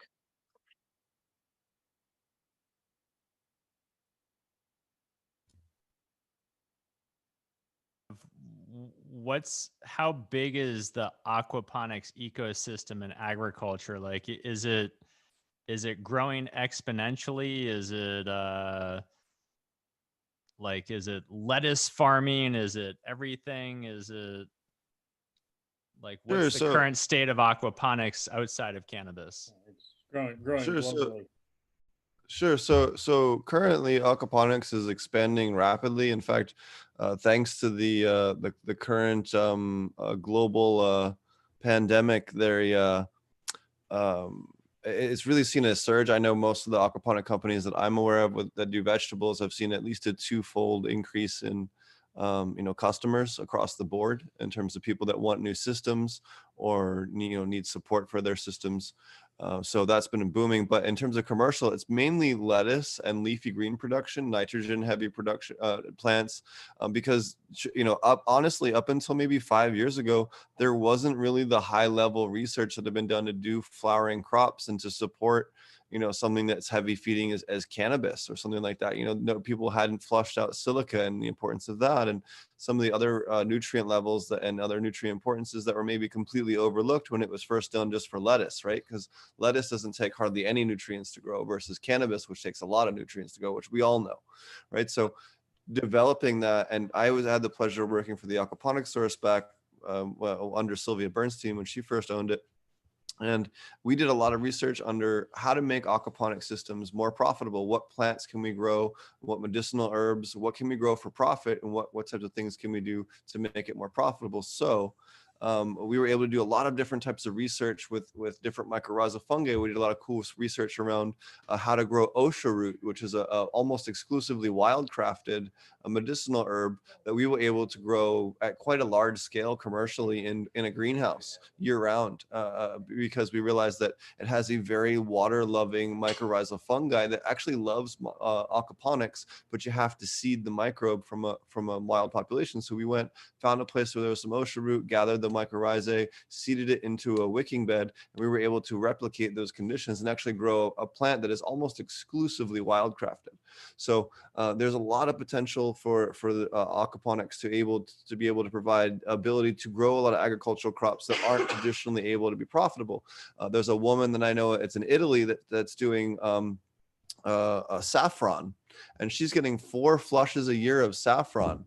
Okay, and she's putting the bulbs right next to each other in media beds, and you know, who thought growing saffron in aquaponics would be profitable? But there's a lady in Italy that's making it profitable. So there's a niche market for a lot of these things because of the accelerated growth rate and other things that you can actually make a profit on if you can find essential oil producing plants or other plants, you know, and spices or medicinal herbs that are used for it. I also know in India they use it for skin stuff. They actually grow aquaponic cucumbers, and because of the accelerated growth rate, they actually use it for pharmaceutical production for topicals. So, you know, there's all different types of ways that aquaponics is really changing the world and utilizing the benefits of it as well. But in the space, not only just with cannabis, but also other vegetables. I know Baines worked at one of the largest organic certified vegetable facilities in all of North America. And I know some of the other guys here have some experience as well in the aquaponics. I know Tanner in particular has grown quite a few vegetables in aquaponics as well.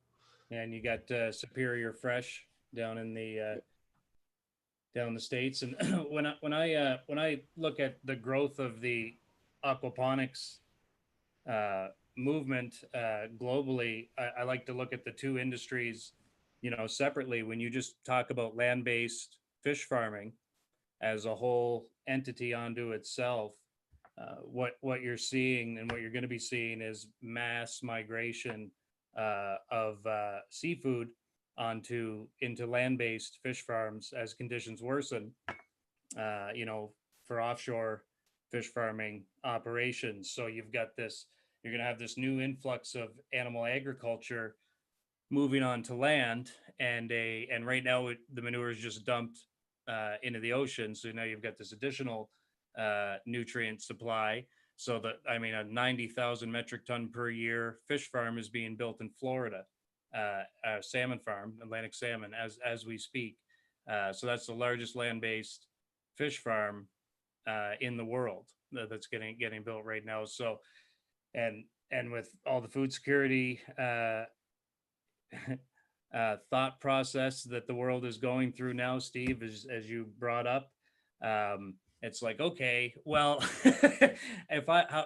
how can I create the densest amount of protein with the least amount of input in a area or a volume, and that's fish. Like, you know, when you're talking from a protein perspective, you know, a lot of the fish we're growing in a well-balanced fish farm, or any good fish farmer, has got a 1.1 to 1 conversion rate.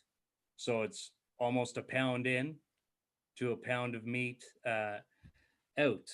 So, you know, aquaponics is the resource to just tie a really valuable nutrient source into your plant production facilities, and in a safer way, right? Because you know,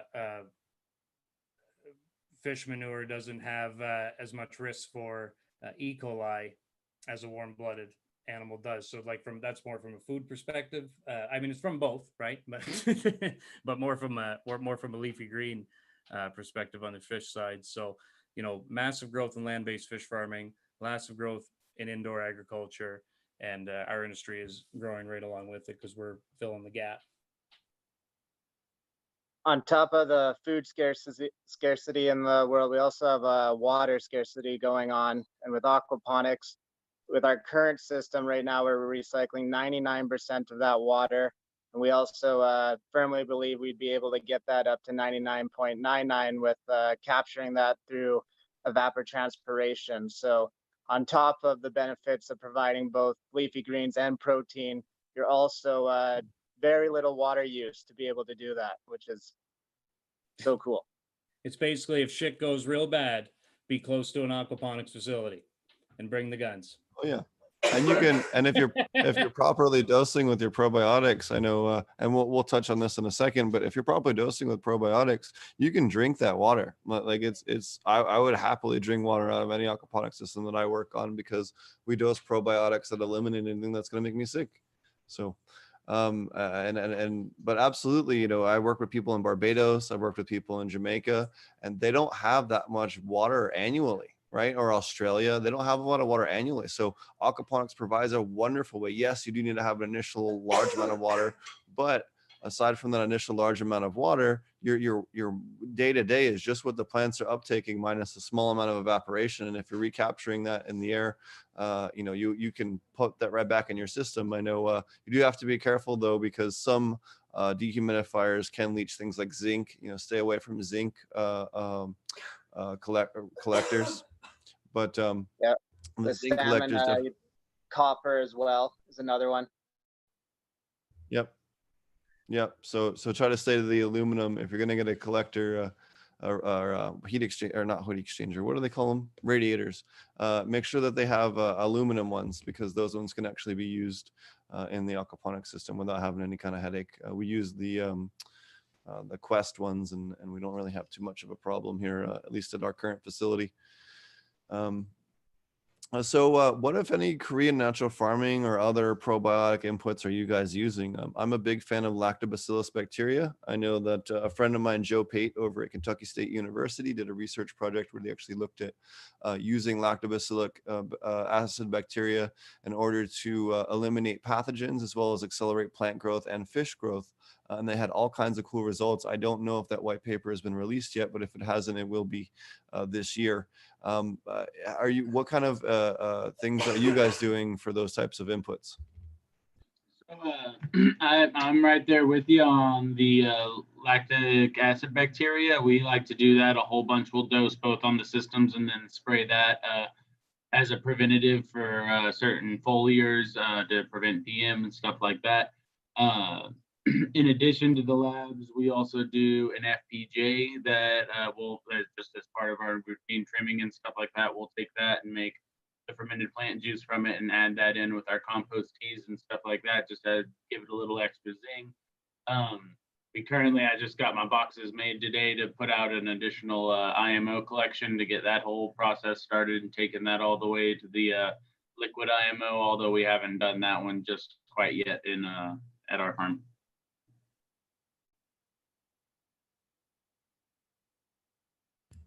What about it? What about anybody else? But yeah, I mean, definitely labs. You know, I think that we talked about it pretty early on after we started using it.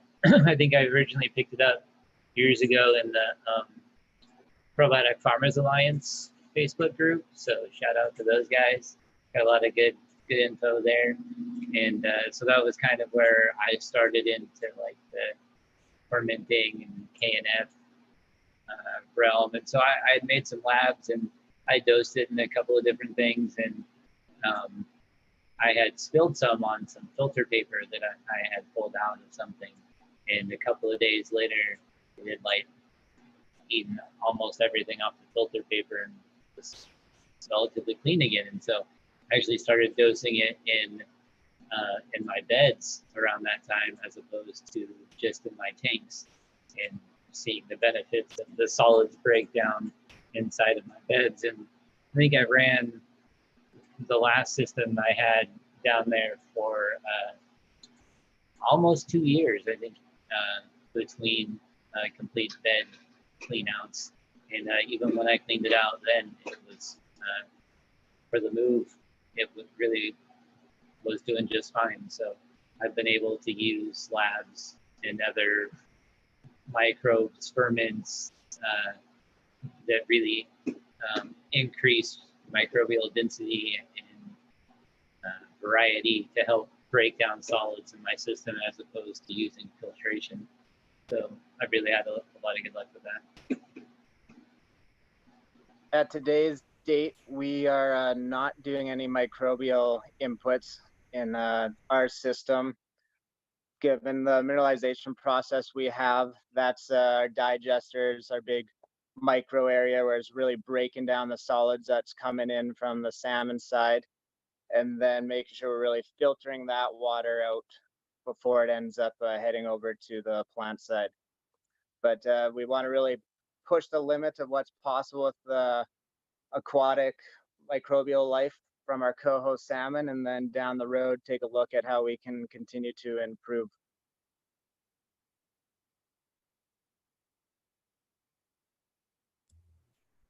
Very cool.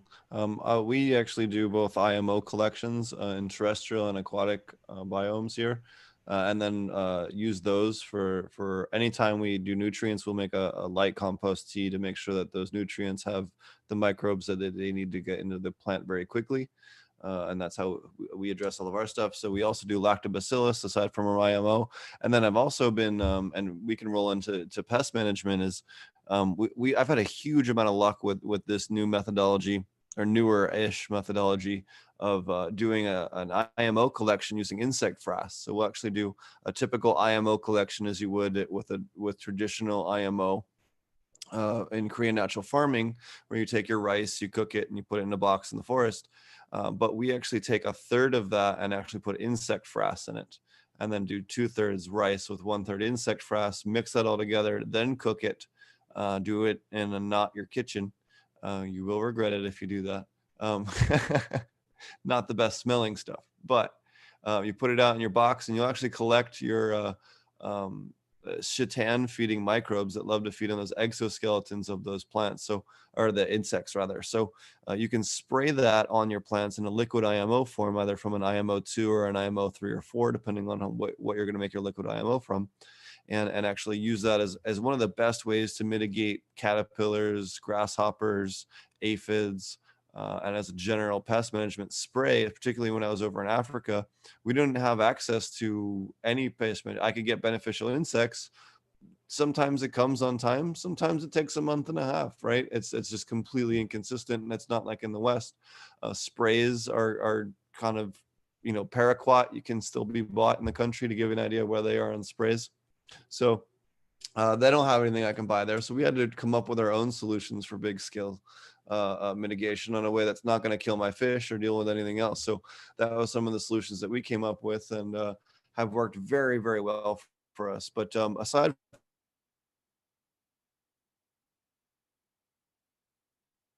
from beneficial insect, what are you doing for your pest management practices? That's kind of what I do. My stuff is beneficial probiotics for the fungal, and then beneficial insects for the insect control. So what are you guys doing for pest management? Aquaponics kind of has this forced honesty because of the fish being part of the a component of the system. Yeah, we're just doing a full IPM, so integrated pest management. So all beneficial insects, hanging hanging the thrip killers on the plants when they get just big enough, and pouring the grubs or the predators into the soil, and I kind of like that. I almost noticed, when we first transferred our plants into the room, and then I brought in the integrated pest management, it did change the room a bit. The plants seem to react to the entry of those beneficials. So it's the only way to go.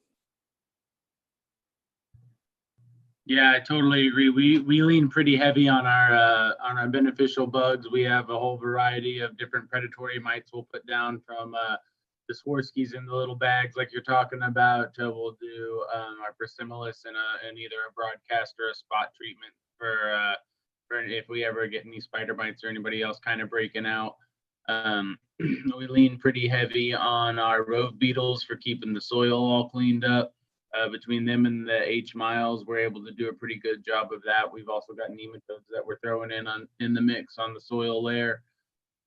Let's see, we've also got a couple of parasitic wasps out for both of our moth eggs, and then we also have a couple of the parasitic wasps that go after the aphids as well as some of the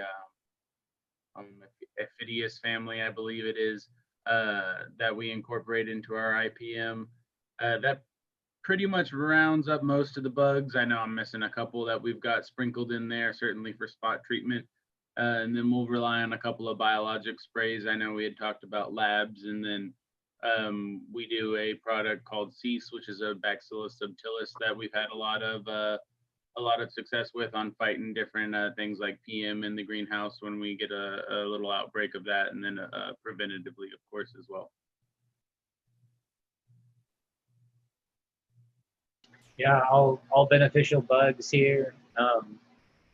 Mostly a lot of, if we do have issues, it's a lot of defoliating and, repurposing bugs. I really like having the pouches or the hanging cards for lace wings, or some of those that you can move around if you do get problem areas. You kind of rally the troops a little bit. But yeah, for the most part, like even I think it took me about two runs of constantly pushing beneficial insects. So lacewing, Californicus, Persimilis mites, rove beetles, pyrobugs. The only thing that I would say about that is make sure that you have effective bugs for, if you're outdoor, definitely your time of year, your temperature, your humidity. Some of those parasitic wasps are only effective at certain stages. Some of them are going to infect just the eggs, so you need to release those, early. A lot of times you can work with your local agriculturalist to be able to kind of understand when those cycles are and kind of cover those in the most effective time. But really, it's all comes down to environment. You want to set them up to be as successful as possible, and outnumber them. Run. It's not just releasing bugs and hanging pouches. I think that's where a lot of people kind of go astray with beneficial insects. Is that if you pick one that's not set for your environment, then they're all just going to die off, or leave, try and go somewhere else. They don't get enough of them, and they don't monitor it moving forward. You got to check and make sure that your populations are in check. I like to maintain a 4-to-1 beneficial to non-beneficial ratio. So if I pull a leaf off of my grow and I look at the bottom of it, I want to see at least 4 good bugs for every bad bug, ideally. And if I don't, then I want to release more. Whether that's what type or what it is. I usually do a rotation. So lacewings are kind of all my generalists. They're kind of always out there, but they don't reproduce really well, so they kind of always need to be released. So luckily, they're relatively inexpensive. I try to keep my humidity up and in check for BPD anyways. So usually like the Persimilis or Californicus mites here, are my go-to for just your 2-spotted mites. You got your H miles, rove beetles that I like for your root zone areas. So I try to cover, each area separately. So, the media beds, the dual root zone layer with the soil, and the canopy up above. I try to separate predators into each one of those areas so they don't overcompete. There's always that perimeter up for anything around.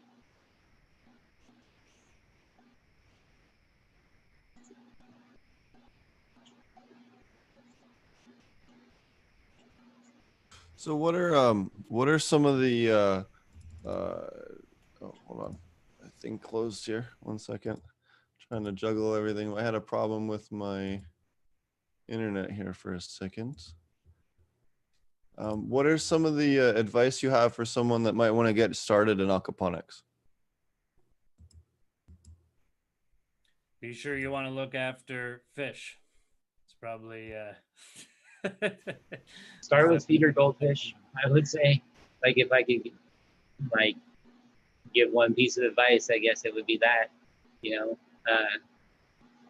everybody kills fish, so you might as well kill some cheap ones to start with. You know, Definitely.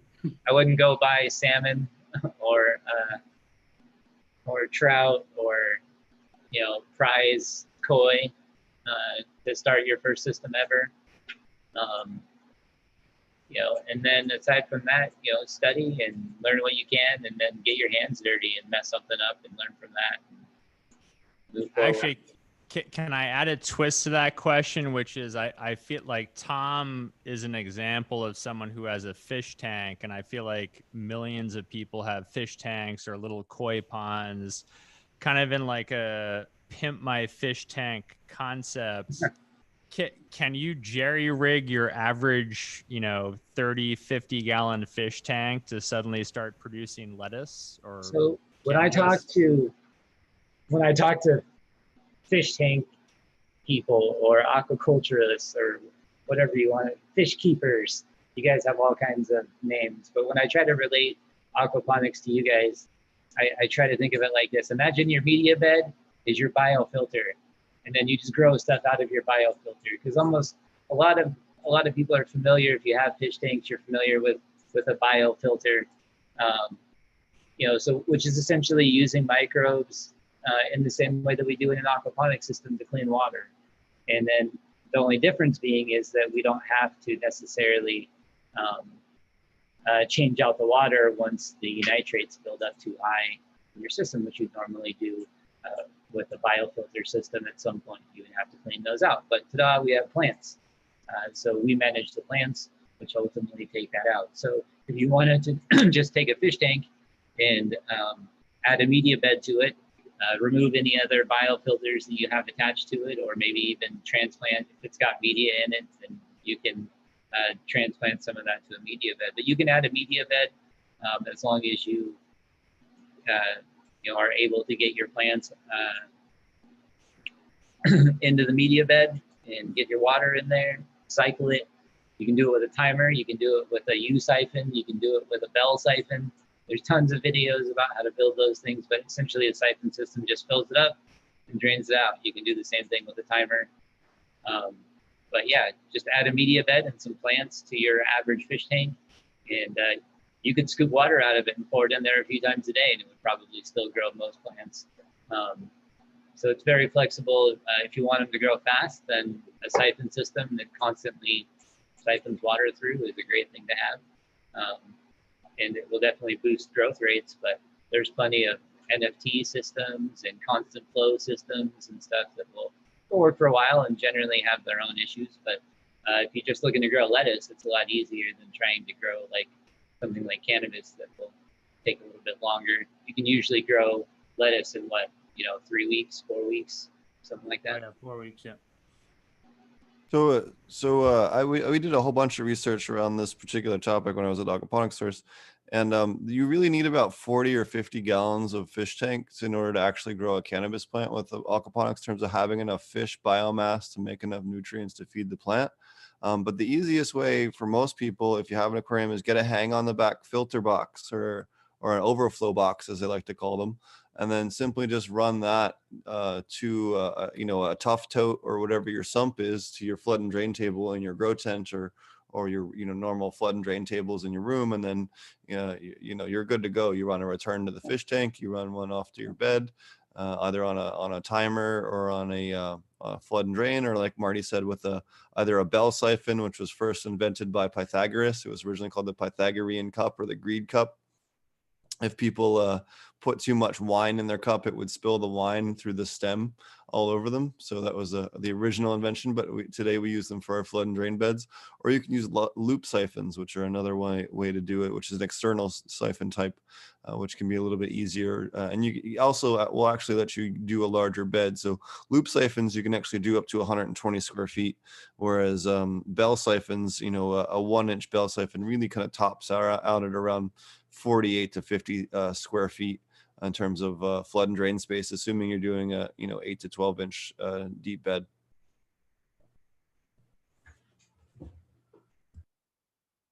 Yeah, and that quite often is the biggest hurdle in a proper entry for a nutrient thirsty plant into aquaponics as a whole, is the minimum amount of fish, right? And that's the issue you run into when you're converting your home tanks, and it just comes down to feed conversion rate to quantity of plants. But a great way to test out aquaponics though is to grow a different plant to start, try it out, requires less nutrient, then upgrade your fish.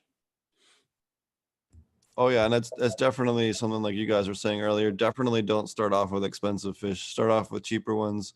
Koi and tilapia, both harder to kill. And then once you know what you're doing, then complicate it. Make your life harder after you've gotten everything else running smoothly. Same thing with organic certification. It can be really hard to get organic certified right out the bat. Especially if you've never done it before. Design your system so it can be organically certified, get up and running, get cash flow, and then move into the organic certification rather than trying to dive into it. Because again, in cannabis right now, the increase in price point simply doesn't really justify the amount of additional headache and labor that it puts onto your team. And what about anyway. food for your home system? Yeah, breeder Steve was talking about don't feed them shit fish food. Yeah, that's super important, because you are what you eats. So whatever you're putting through that fish, I mean, when you're eating food, it's more relevant, right? You're still smoking a flower that would be grown with the lesser nutrients, so it might not perform as well. So that's kind of a difficulty too if you're doing a smaller system, but you can always get a bag of good stuff from a larger fish farmer, right, to feed your fish.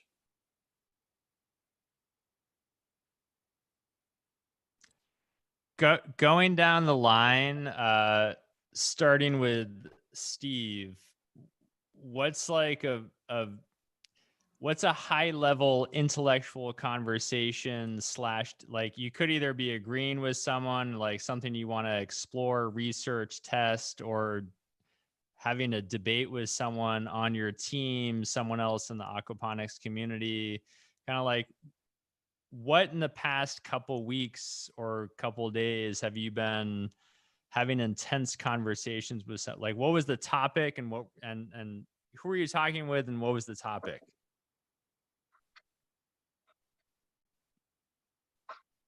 So I've been working on an Aquaponic Cannabis book to put out later in the year or beginning of next year, and one of the rabbit holes that I've been working on for quite a while, and Bain knows this because he's seen quite a bit firsthand, and Martin as well, is looking at ferments and Korean natural farming as a way to replace mineral inputs. So growing things like stinging nettle for silica over what is traditionally people consider like horsetail being your highest silica. Well, actually, stinging nettle is like 8 times the level of silica. So, looking at doing individual FPJs that we can use in place of our bottled nutrients or our mineral salts, or the I like to collectively call them the baby bottles, and moving towards a way that can be both used in not only aquatics with fish but also in soil, and mapping that out. I think that that there's so much need for research, and that's really been a rabbit hole that I've been kind of jumping down quite a bit for quite a while, and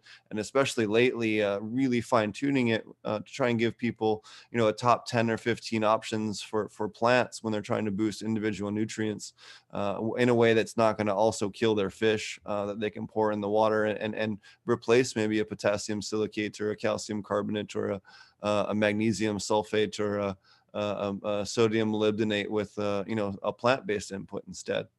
So that's been really the thing that I've been jamming on hardcore, and that and endophytes. I seriously can't read enough on endophytes. Talk about endophytes. Tell us about them. Oh yeah, so endophytes, and this is where something that I think, especially in aquaponics, I think is really good long term going to be one of the areas where they really make a lot of major discoveries. Is that what aquatic endophytes are the cannabis plants adapting from the aquaponics that aren't existing in our terrestrial plants, and what direct gene expression and terpene expressions are they causing that do not exist in terrestrial soil? And again, that goes back to what I was talking about earlier with a place for biotech to really move in and actually make a profitable product and fund this research. You know, if you found something in there, you could fund, you know, 10 years of research, you know, or more. To keep going down that rabbit hole. And I think that really is an area that not only would provide enormous impact for people in the cannabis industry, but allow people around the world. I just came back from Zimbabwe, right? Do you think they have money for buying MPK at the store? Of course they don't, right? They make their own stuff. They make their own pesticides. They make their own, you know, composted nutrients. They take their own cattle manure. They shovel it into an area. They put that on their fields. You know, like they're very conscious about that. So we can take this and actually make it and amplify it and spread this as a way that we can use across the world for not only cannabis but other crops as well. And I know there's lots of soil people that are jumping down that rabbit hole, but I haven't heard a lot of people that actually try to take the Korean natural farming way of using the Korean natural farming microbial complexes for mineral isolation in the context of the bioaccumulators and hybridizing them with the bioaccumulator charts, and then mapping that out as far as, hey, what actually does come out really good in a ferment that it stays bioavailable and what doesn't. And I think that is an area that there's immense room for research that will not only benefit aquaponics, but also benefit the soil realm as well. Not only for cannabis, but for broad food production.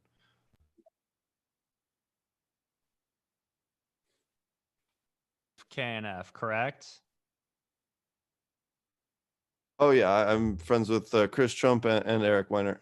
So basically, Kevin Jodrey made a joke that I thought was actually pretty on point. Like when he was in Colombia, you know, every local, you know, area, region of the world essentially has their own version of what we in America call KNF. So he was like, yeah, they do Colombia natural farming. So can you talk about, is there anything you picked up in Zimbabwe where like you connected the dots of these isolated spots in the globe, Korea, somewhere in South America, Zimbabwe, where you're like, oh my God, like they're doing something, they're calling it different things. They've never spoken to anybody in Korea, but like I see connections around the world. So I didn't see it so much in Zimbabwe, but I definitely saw it in Jamaica. So people are familiar with labs and they're familiar with FPJ.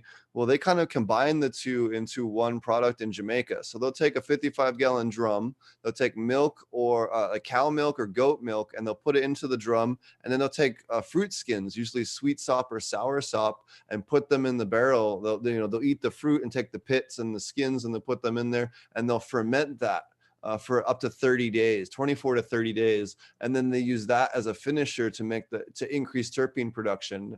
And that is something that, you know, that was developed either somewhere in far Western Africa or in the Caribbean, right? That methodology, but that is very similar in methodology to what we understand as KNF. One of the other things that I found is really interesting too is that, you know, KNF is really cool, but we need to kind of, we could capitalize and maximize and min-max that. For instance, labs, everyone likes to do the traditional rice water collection. Well, what actually works even better than that, significantly better, is if you use kefir, milk kefir, because it has significantly higher levels of vitamin B and a much wider range of vitamin B complexes, which the plants love. You'll get a huge increase in growth rate because of those vitamin Bs being able to provide it in a way that the plants can actually readily uptake again. So there's a lot of stuff where you can take the methodology from that, but we could perfect it if we just take a little bit of science and overlay it. The same way with, we didn't quite understand what terpenes were back in the day, but we knew that the smells and just certain smells helped people with certain things more. Then we learned about terpenes, then we learned about CBD and all this other stuff.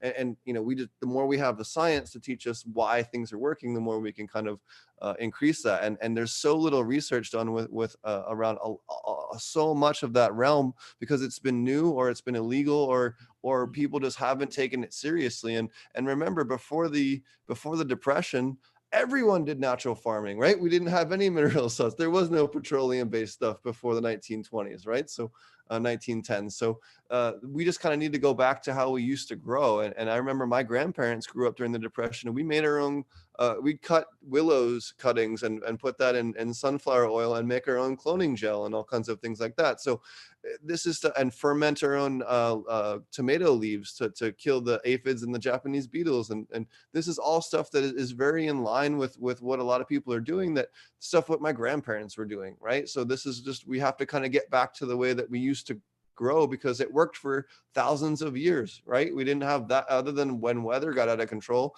this stuff worked, right? So and to further go back, look at the Vikings and how they preserved the microbes in the horns. I don't know if you're familiar with that, where they'd hollow out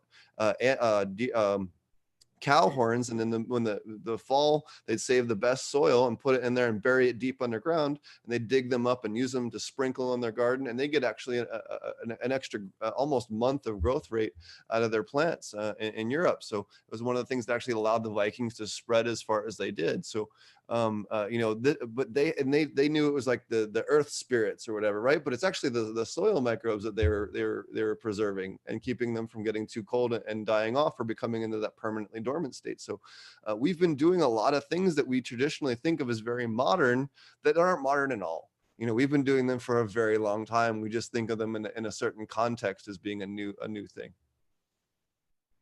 And you know, even aquaponics, you know, going back to the chinampas in Mexico, the very first aquaponics that anyone ever did were the chinampas in the Mexico City, right? So even aquaponics isn't that new of an idea. You know, it's at least 3,000 years old or 2,000 years old.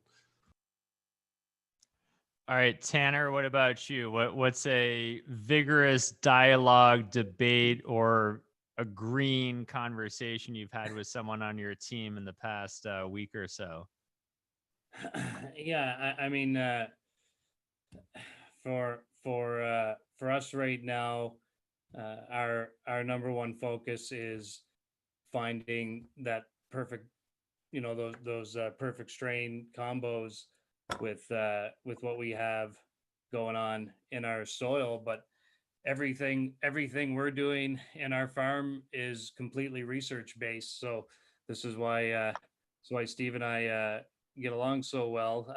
You know, I got two plant scientists coming in hot right now, and for us, it's all about the microbes. So, you know, if I was to put a skewer through the middle of you know, our mission long term, it's just to completely understand living soil and the microbial cultures that kind of occur in there, and that expression in strains to microbes generated out of an aquaponics system, and how that translates, and you know, how deep into the microbiome can we dig with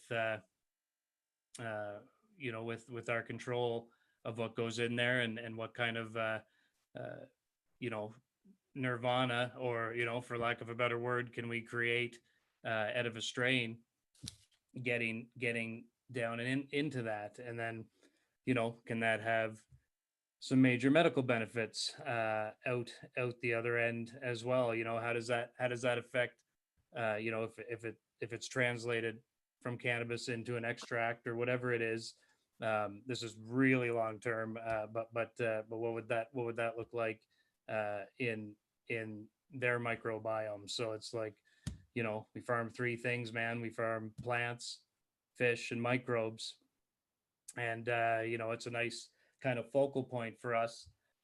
But around that, around that, we build everything else. You know, what is the optimum fish feed? You know, what's the sustainability component of that? Where do those ingredients come from? Can we pull that closer in house and localize it a bit more and you know, kind of go from there. So it's just this balance of, you know, finding an optimized all optimized genetics in a aquaculture setting,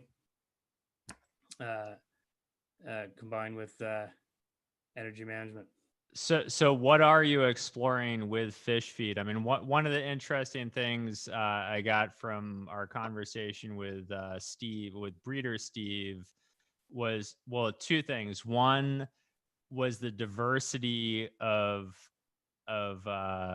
fish that he wanted in his system. He didn't just want all one type of fish. I mean, he has crocodiles and all sorts of fish, and then also just kind of what he's feeding, you know, the carnivores and the herbivores.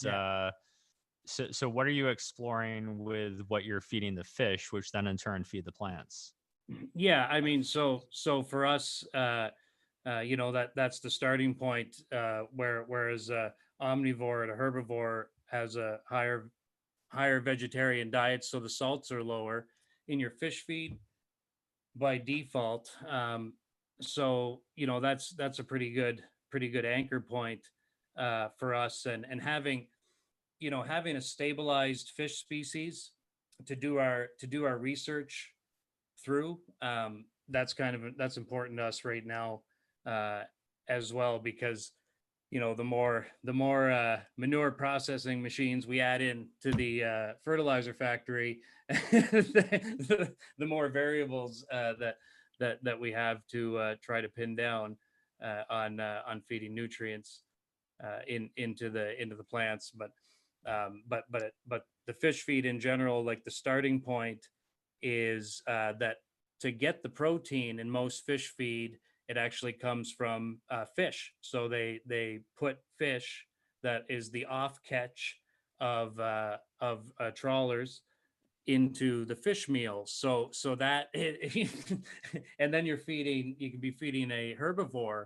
That's the most economical source of protein in that fish feed, and that's how the whole infrastructure of the fish feed industry is built around that as a primary source. So a lot of times, you know, when you're looking to change that as an example, because, you know, if you put a bloat fly in place as your protein source in place of actual fish meal, you've got a lower salt, just as high of protein input, but there's not enough bloat fly manufacturing facilities to lower the bloat fly cost so that your fish feed doesn't cost you, you know, a gazillion dollars. So this is there's so like all the enhancements and a whole bunch of nutrient enhancing options are available for fish feed as well, right? You know, you can get as fancy as you want with that feed and see, you know, what kind of improved traits you're getting out of that fish and get it in your fertilizer out the other side. But the availability of feed at a low cost to do those tweaks is something you have to have your eye on all the time. So it's like, you know, you could try to go over here in your feed innovation, but you have to balance that with where your cost would go if you found out it worked well, and then you're like, well, it only cost me $1,000 a kilogram to feed my fish, so I'm good. Well, I've personally found that roaches seem to be the best food for scale. Both dubia hissing cockroaches, or in the Caribbean mango roaches, or in Africa we had this large forest roach. It's very closely related. Yeah, very closely related to Madagascar, hissing cockroaches there in Zimbabwe. And we can basically, we raise them in large top loading freezers. We put 2 inches of Vaseline on them and we just get big freezers, and we take all of our fan leaves and then leftover smaller stalks and stuff. It goes in there and gets converted into food, and their waste is significantly much better balanced than earthworm castings by volume. So it's definitely been one of the more interesting things. But in terms of something that you can actually generate a lot of in biomass, they are one of the only things that can breed at the rate that you actually need to keep up with your fish. And something that you can also, you know, if you feed them the right foods, something that you can sterilize and get a good culture to have for internal production without having to worry about pathogens or anything else. You just So you you, grow them- so grow so them- you're, Sorry. I was gonna say, so you were feeding the roaches. So basically, they're eating plants, and you're feeding them cannabis. Yep. So we take the fan leaves when we do our defoliating. They go into the bins. They feed the roaches, and then the roaches feed the fish. So pretty simple. And we do also do that with worms. I know Marty also does quite a few different insect production. Black soldier flies are another really good one. They're one of the best calcium to protein rate to fat ratios per gram of any insect that you can raise for chicken or fish feeds. So these are all things that can be added or raised separately, or even off of just your defoliating production, to be frank with you. Yeah, and a lot of them work together. Like red worms, for instance, love, like the solids that'll come out of your, fruit ferments or vegetable, plant ferments in general. So, and a lot of times in a ferment, I am straining the solids, and the solids go to the worm bin, and the liquids are then dosed in the aquaponic system. So a lot of times, and you'll just see, population growth explode in your red worm bins. Like if you make, I made a sour plum one time, and I threw the solids in there on the worm bin, and it just went crazy. I posted a picture of it, I think, to Instagram, and it just not like a shovel full of nothing but big fat red worms. And so that's one of my kids' favorite things to do, actually, is go pick worms out and toss them to the fish. And pretty good entertainment, and a great food source too. So their population can explode really quickly. So definitely, I highly recommend both red worms, and Steve's a big proponent of black worms too, right, Steve? There's a smaller aquatic worm called black worms that can be amazing for aquaponic systems for breaking up sludge and solid waste. They love to feed on anaerobic bacteria, so they'll actually seek out those problem areas in your beds and provide aeration kind of automatically as their normal food source. So again, if you're struggling with problems with your media beds and things like that, with clogging or just junk in them, they can be a great way to help keep the system much cleaner without having to actually do much of any actual labor, which is always good when you can have little critters cleaning for you instead of yourself. Always good to pass off that labor to someone else.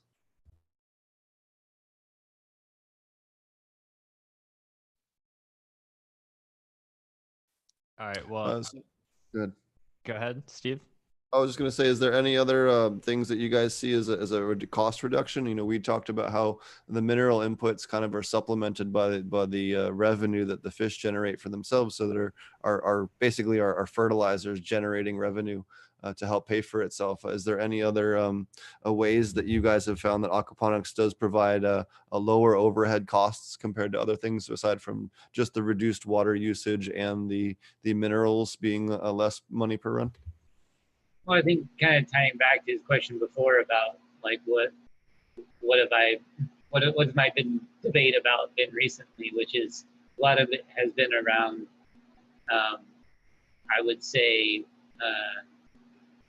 the nutrient versus microbe discussion, in which I feel like we already have some studies that are pretty solid in saying that increased microbial diversity will make better use of fewer nutrients to grow the same or even better production, and even plants other than cannabis. So we've understand that we can move the needle, like we've figured that out, but really dialing that into what is really driving growth.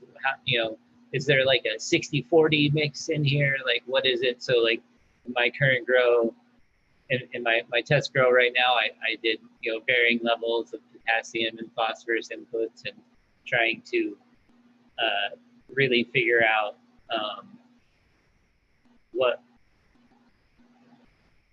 what is the really driving factor, or what ratio is best to get the best growth specifically for cannabis. And is that different for different plants, or how does that work? But I feel like we're just starting to understand that that microbes play a huge part in plant growth and health and performance, like all of those things that we care about as farmers. We already know that we've been probably feeding too many nutrients and not enough microbes, and really closing that gap to find out what difference there is. Because in my current grow, I can definitely see that obviously you can't, I don't feel like you can get top level performance from a single nutrient profile all the way through the entire grow. So I would say that's probably my biggest debate right now with myself. And then the biggest debate I have with other people is I would say about with living soil people, it's always about aquaponics being something besides living soil. And so or aquaponics people that say that soil has no place in aquaponics. You know, it's kind of the zealotry from both sides. Like, that's probably always the heated debate that I get. And I honestly just feel like if you're coming from a living soil background, my only pitch to you is that you guys talk about biomimicry all the time, right? Like, we want to replicate what happens in nature. We want to grow our cover crops and have them cut down and recycle all that stuff through. Okay, that's great. But when does somebody come through with a hand watering can and water everything? Because I don't feel like that's where most of sustained plant growth happens. It's around aquatic systems that are fed through underground water sources. Like, you know, anything that's going to be sustained through a full season and get to a large size and be and thrive is going to thrive around an aquatic water system, as opposed to just surviving off of rainwater. So I view aquaponics, especially dual root zone aquaponics, as sort of just the next step in evolution of how to water living soil in a similar way that we do in nature, which is filtering it through aquatic life systems to help maintain healthy microbial life, and not have to manage our soil microbials in the same way that we do everything else on an extended level. So we can use a water system to help feed our living soil in the same way on another level of biomimicry, or what I just feel like is further towards what people want to do, that those water systems already exist in nature, that we can copy them in the same way that you want to copy everything else. Let's just extend that same line of thinking towards water systems and graduate away from, you know, things like drip systems or watering systems, or things that arguably don't exist in nature, and continue that same thought process that we do with soil and just carry that through to water and grow in some aquatic life. And I feel like it fits in really well, and most people that make the jump don't go back. I don't have anybody that's gotten advice and done aquaponics and dual root zone and said, you know what, I really want to go back to my DWC hydro days and buy nutrients, and because that just worked a lot better for me. It hasn't happened yet, but if it ever does, you know, I'll let you know.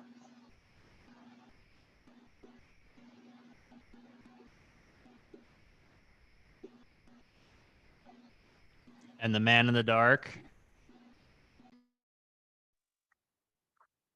So I spent a lot of time around water quality and really understanding our system and what water quality we're getting, which is why we do a lot of testing on the whole system, but the plant side, understanding exactly what they're taking up, and then touching how can we really minimize our inputs into the system, which then understands our digester, which is really creating that living water for us.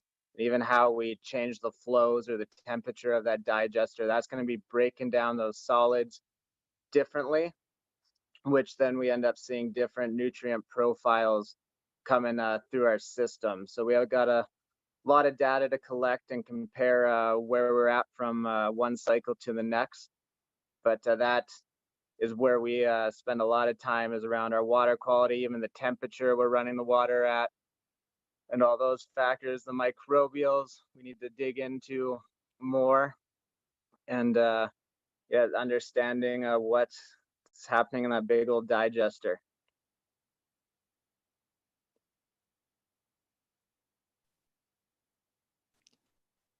And so Steve's been asking all the questions. Does anyone have any questions for Steve?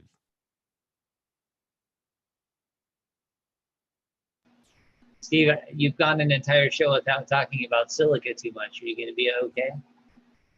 Yeah, we touched on it a little bit with the stinging nettle over the horsetail, which horsetail does have silica in it, but your stinging nettle has magnitudes more. So if you're after silica, again, go after the stinging nettle, not the horsetail.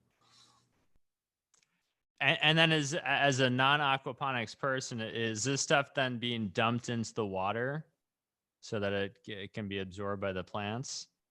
Sure. So we'll actually put, the vast majority of things into the water. But if I do need to dose something like potassium or something else that might, be remotely fish sensitive, then we can go ahead and dose that through the soil zone and the upper half, which we can maintain differently. It also gives us, again, a level of control where we can dose whatever we want.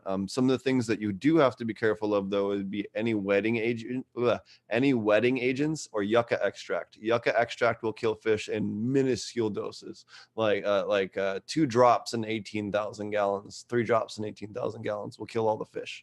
So those are stuff that we do have to avoid. You dropped in. Oh, no. So actually, for those of you that don't know, if you're native, anyone that actually has been in Northern California or Oregon knows this, but the Native Americans in Northern California and in Oregon and even parts of Nevada would actually take yucca and they'd squeeze the roots and collect the juice into a concentrate and put them into clay vessels. And then they'd evaporate it off to make a concentrated form and concentrate the sapin inside the yucca extract and actually pour it into the river and have their tribe go downriver about half a mile or a mile and then collect all the fish during the fish run. And then, it would dilute down to where it wouldn't hurt anything anymore. And then they just scoop the fish off the surface and gut them and dry them and away they go. And it doesn't hurt humans at all, as far as cooking it and eating it. So, but yes, don't use yucca extract or any soil that has it in it if you're doing aquaponics. You will regret it. I get that call at least once every 2 or 3 months. I get a phone call about that. But take it fishing with you. Oh yeah. Well, and Marty, maybe that's a good question. Is what's some of the really wacky stuff that people have asked you? I've had people ask me if they can use OxyClean in their system because it's got oxygen in it, right? I've had people ask me if they can pleasure themselves into the tank to feed their baby fish because they're small and they swim and it's something that can feed your fish. I've had people spray Windex on their plants because I don't know, for some reason they read that it's supposed to kill aphids. Like, what are some of the other goofy things that you guys have had In the asked of you? I've gotten more than once for some reason. As soon as they're like, "Oh well, if the fish can pee in the tank, can I pee in the tank and make it work?" And so I mean, and then like we talked about does it taste like fish poop or any of those? Or do you spray the fish poop on the plants? No, we don't spray the fish poop directly on the plants. Some definite definite weird stuff. Yeah. Can't think of anything else off the top of my head, but I think that so many different people try a lot of different things, and some really great stuff comes out of it, and some really not so great stuff comes out of it. Sometimes it's just, you know, sometimes you end up making labs and it works out great. You're like, well, why would you ferment milk and put it in the aquaponic system? Like sometimes it turns out great, and then other times you end up asking Steve whether or not you can pleasure yourself into a media bed, and maybe you just have to take the good with the bad. I don't know.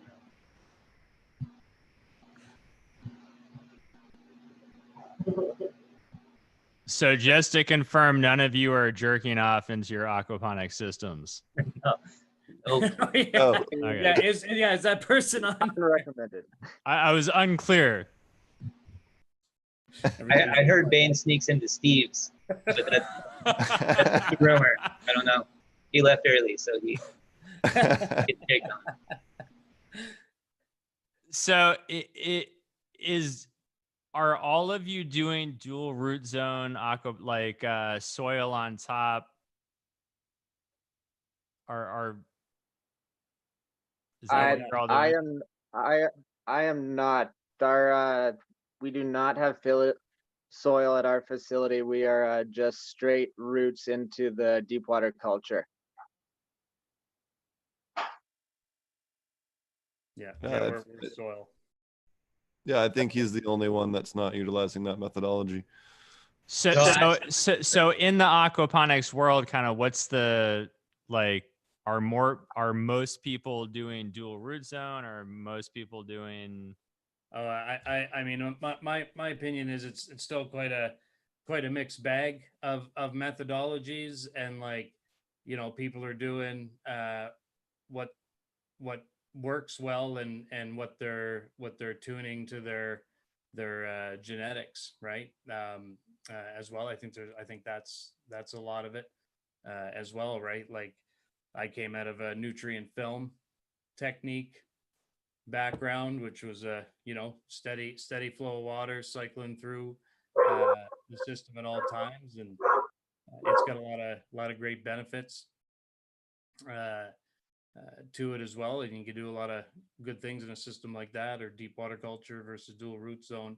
But it's pretty mixed bag, I'd say. Or Steve, correct me if I'm wrong. I might be off base there, but.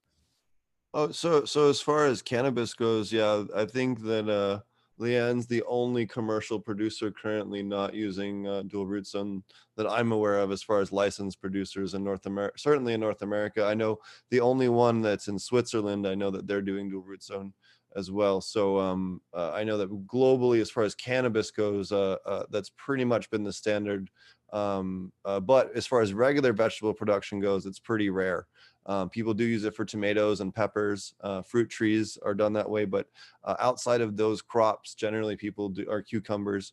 But outside of those crops, generally people do, flat DWC or NFT or regular media beds, or those types of things. Traditionally, the dual root zone stuff really is a newer methodology that kind of came about from my experimentation out over at the aquaponic source, working with a couple of people from Europe and stuff like that were tinkering around with cucumber production, and we adopted that for cannabis production, and that's actually where that came from originally.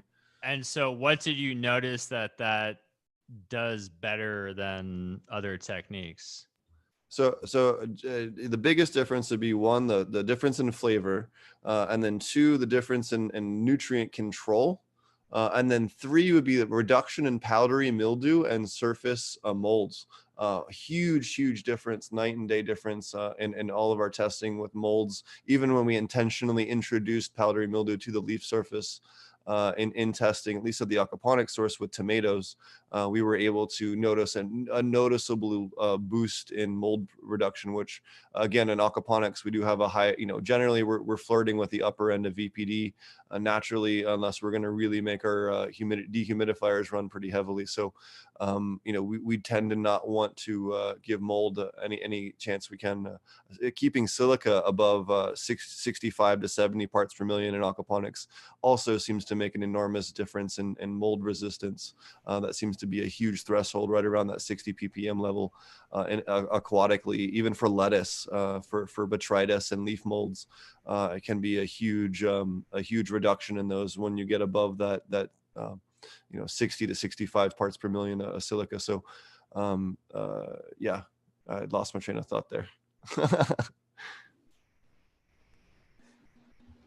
Yeah, I think you were talking about dual root zone and its effectiveness for just being able to have an area where you can feed the plant that doesn't, because the soil layer stays completely separate from the water level and table, you can feed higher levels of nutrients less often. So you don't have to feed, like, say, every other day, or however often you're feeding your additional nutrients. You would have to feed them less often because you could stockpile more nutrients in the dual root zone layer. So having grown in both just straight media and dual root zone, I was able to reduce the amount of feeding that I had to do down to just a couple of times per cycle in the dual root zone, as opposed to a couple of times a week in just media beds. So that's kind of the, in my opinion, the most value in that you can dial it in so the system can be your baseline, and each plant can have its own nutrient mix or profile that it likes to grow in. And that can be difficult if you're just doing media beds in an entire system. There's no separation there either. And that would be the other two things I would also bring up too, would be individual control. I can run 3 different strains and run 3 different nutrient profiles all together with the same main base. So they get the same 90% of it. And then we can fine tune that last little bit to perfect them on a per strain basis. The other one I would say is a huge advantage is pest management, primarily if you ever run into root aphids. You have a space for your nematodes to actually live near your root system with the dual root zones. And you give a place for your rove beetles and other predators to actually live and colonize and not deal strictly with an aquatic environment. I have consulted on DWC cannabis grows that had root aphids, and dealing with that tiny little layer at the bottom can be a complete nightmare, even with Bavaria bassania and some of the other stuff that's out there. And doing them in combos, whereas with the dual root zone, if you have a nice layer where you can have predators living and happily all the time, it does, we don't have those problems. Once we switched everything over to the soil from the straight net cups, we were able to completely eliminate them, where they had thrown everything in the kitchen sink at them before I got there. So this is another advantage, I would say, both from the nutrient end and from the IPM end. It gives you more options and more control. So go ahead. One more time. So I do have like a number of different mixes that are going to be going into, or that are in the dual root zone system right now. So I have one, because one question I get all the time is, can you do just castings? Why don't I just do just my red worm stuff? So people consistently want to know, because they want to be sustainable, right? They want to think, oh, well, why do I need all this extra stuff? Why can't I just do red worms? And so I did that. I even got some from the store. So I did a couple of different mixes in each bed with varying levels of potassium and phosphorus. And I do think that you can vary it a lot in the dual root zone and get varied effects. So that's whether you're varying your levels for science and trying to dial in a strain to find out exactly what you want it to be. So you're running all the same, all the same cuts, but in different soils. So that's what I'm doing right now. I have about 8 different clones of Thorsberry that's all running in different nutrient mixes and different size pots, all with the same base castings, and then one that has just castings all by itself. So I think that kind of flexibility has value not just for different strains or different that, but also for science, if you really want to dial a strain in, it allows you to have really multiple experiments happening in the same system at the same time, as opposed to just one nutrient profile for the entire system at once. If you wanted to replicate those results, you would have to have multiple small systems to test with to test as fast, because otherwise you're limited per run. You know, you can do like 5 tests a year, you can only progress so quickly, as opposed to, you know, if you've got 100 slots in your system, then you could run, in theory, 100 different mixes in the same way you run 100 different plants in a pheno to find out the best one. You could run 100 different nutrient mixes in your soil layer to find out which one produced the absolute best.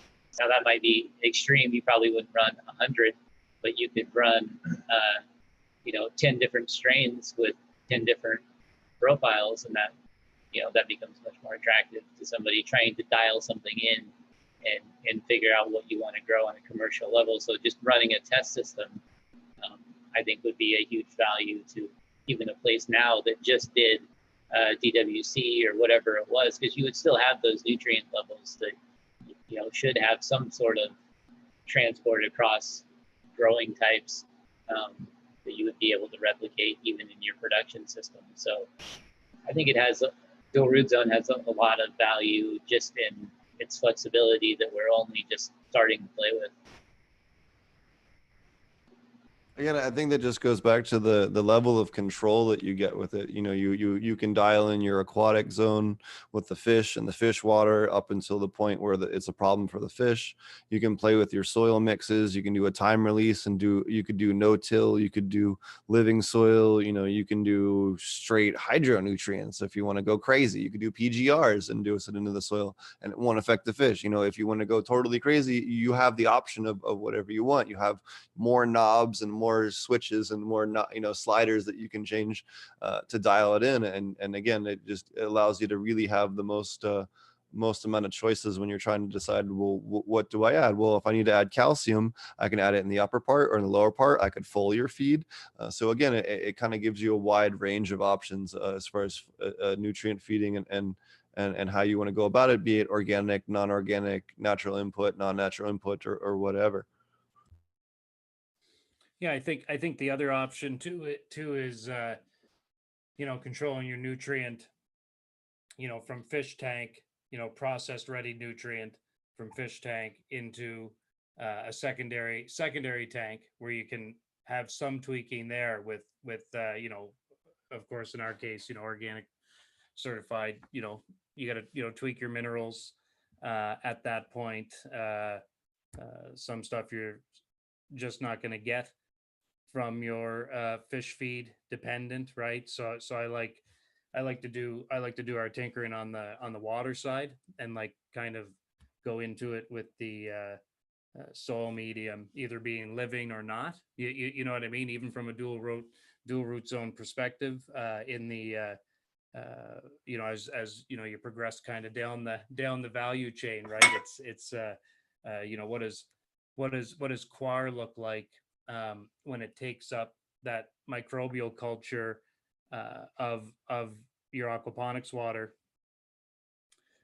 when you've got that medium in play, because that's unique, right, as well. And then you have you know, over to the existing microbial culture in your living soil, and how both of those interact, right?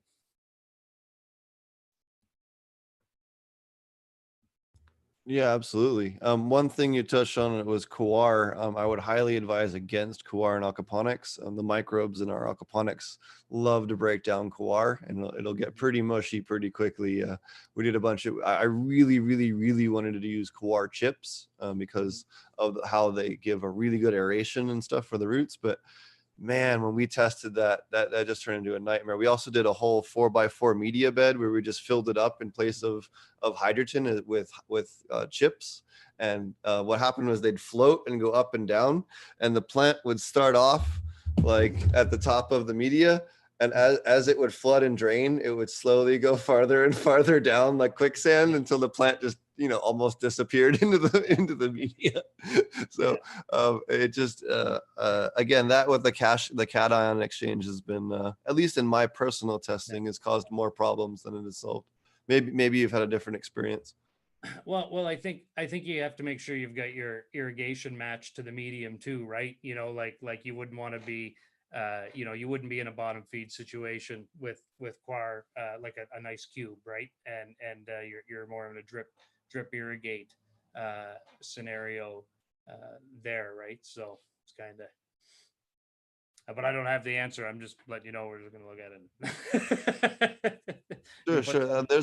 I know there was one company in Canada that was tinkering with it for a little bit, and then they ended up switching over more towards soil. But I haven't spoken with them. I think it was a Quilitas, or I'm not even sure what they're up to these days. I haven't spoken to them in quite a while. But well, that's the nice thing. Like where we're going to be looking at things, like we'll have.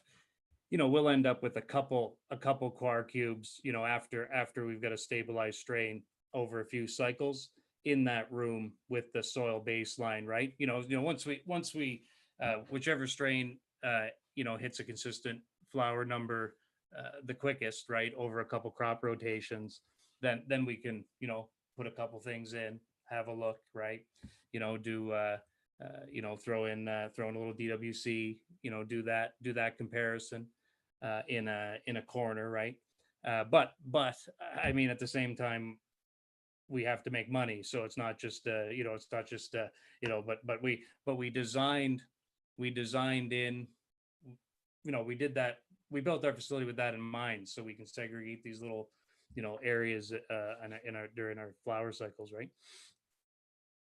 That's definitely something else too. I see people do with aquaponic systems is they'll buy one or they'll build one, and then they want to experiment with their production system. And it's like, no, build a side system for R&D. Don't ever experiment with your production. And I see people do this all the time. People call me and screw up whole systems, or they hire a hydro guy who's dumping in the completely wrong iron, or is dosing hydroxides, or any number of completely crazy things that you should never, or dosing with an oxide. I saw someone suggesting magnesium oxide for a system.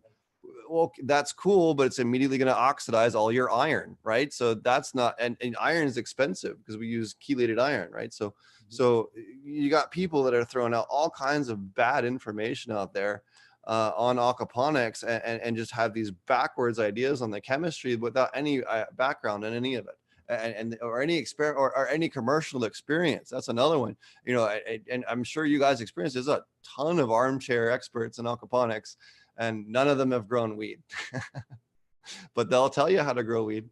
Yeah. And that's something else that's very common in aquaponics. But that, and again, people experimenting with their production systems, I see it all the time, and I don't understand it.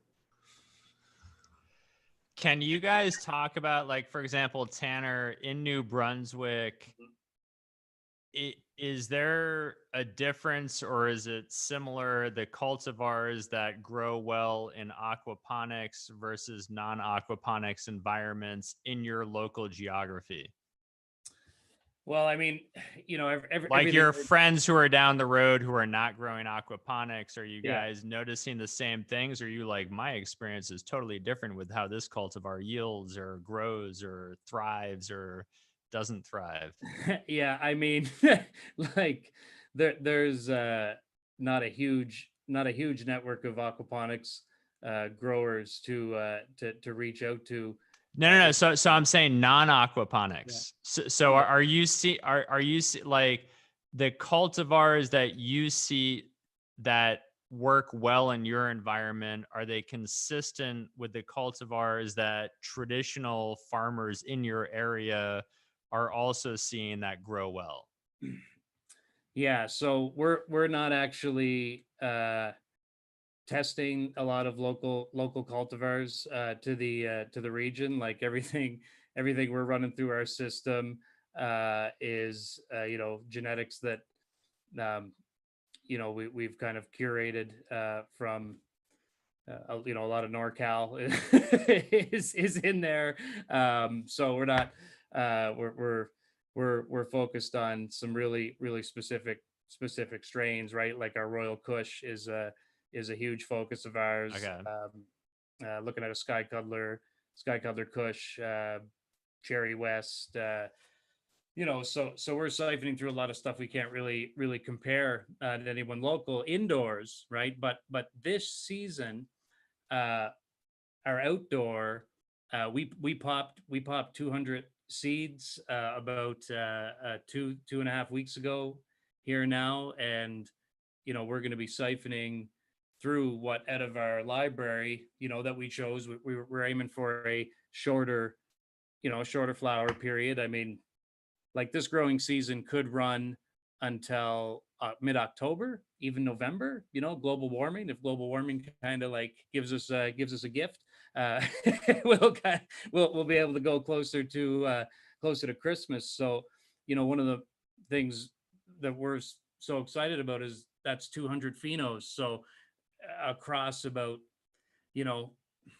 35 strains roughly, or maybe 30 strains, and we're really going to get a good idea of what will perform really well here. So we're kind of going the other route, I guess, is we're going through what we have that we love, and we think other people want to smoke as well, and that we want to smoke.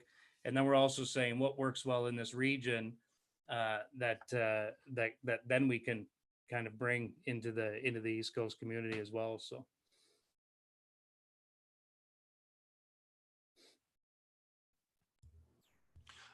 I've found that indicas seem to do slightly better than sativas. That also could just be partially the fact that we're always growing in greenhouses or some other thing where we're mildly height restricted.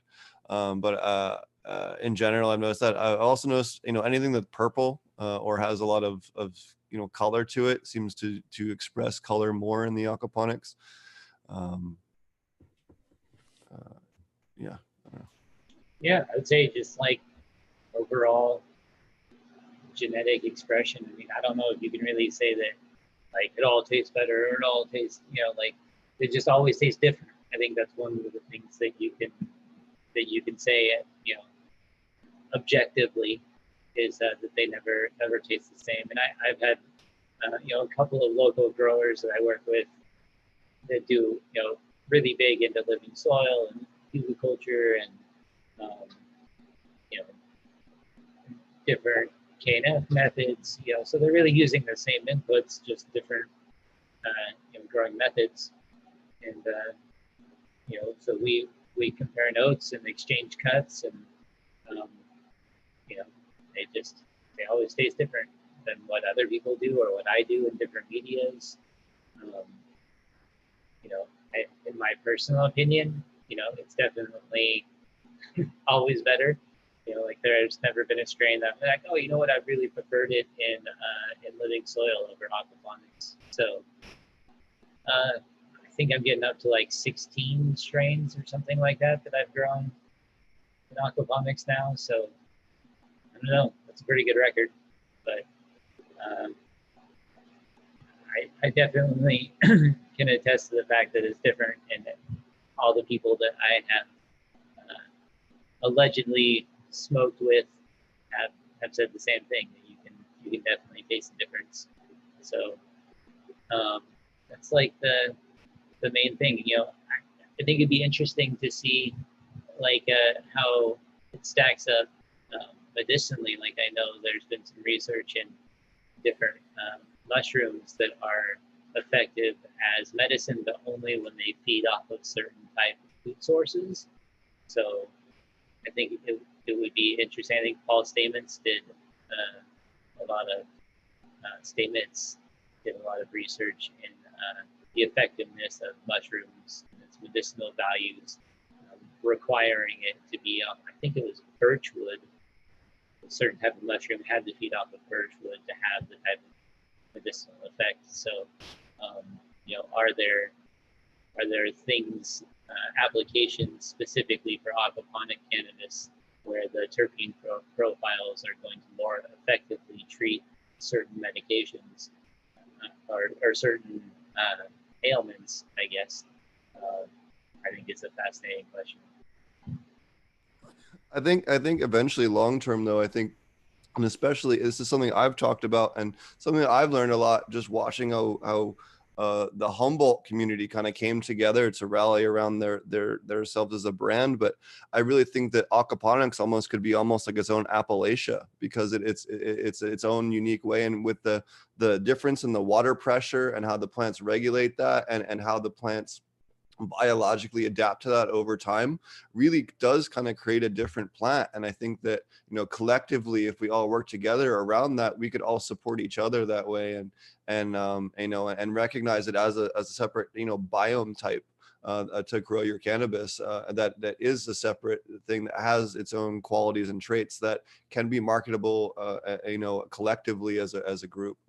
And kind of taking the idea that, some of the the leaders like Kevin Jodry and some of the other people down in Humboldt have kind of taken that with the Humboldt Appalachia. But I really do think that, if we're looking this from a biological standpoint, aquaponics really kind of is its own little Appalachia, or is, maybe that's the wrong way to phrase it, but it's certainly that similar type of concept when it comes to overall changing the way that the plant grows and its physiology in general.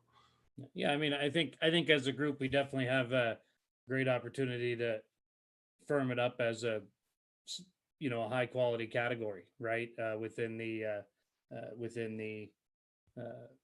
craft and high end community, and that's all terp driven, and that's it's completely quality driven, right? So Steve, if you were to debate Frenchie Cannoli about whether aquaponics deserves an appellation, how would that conversation go?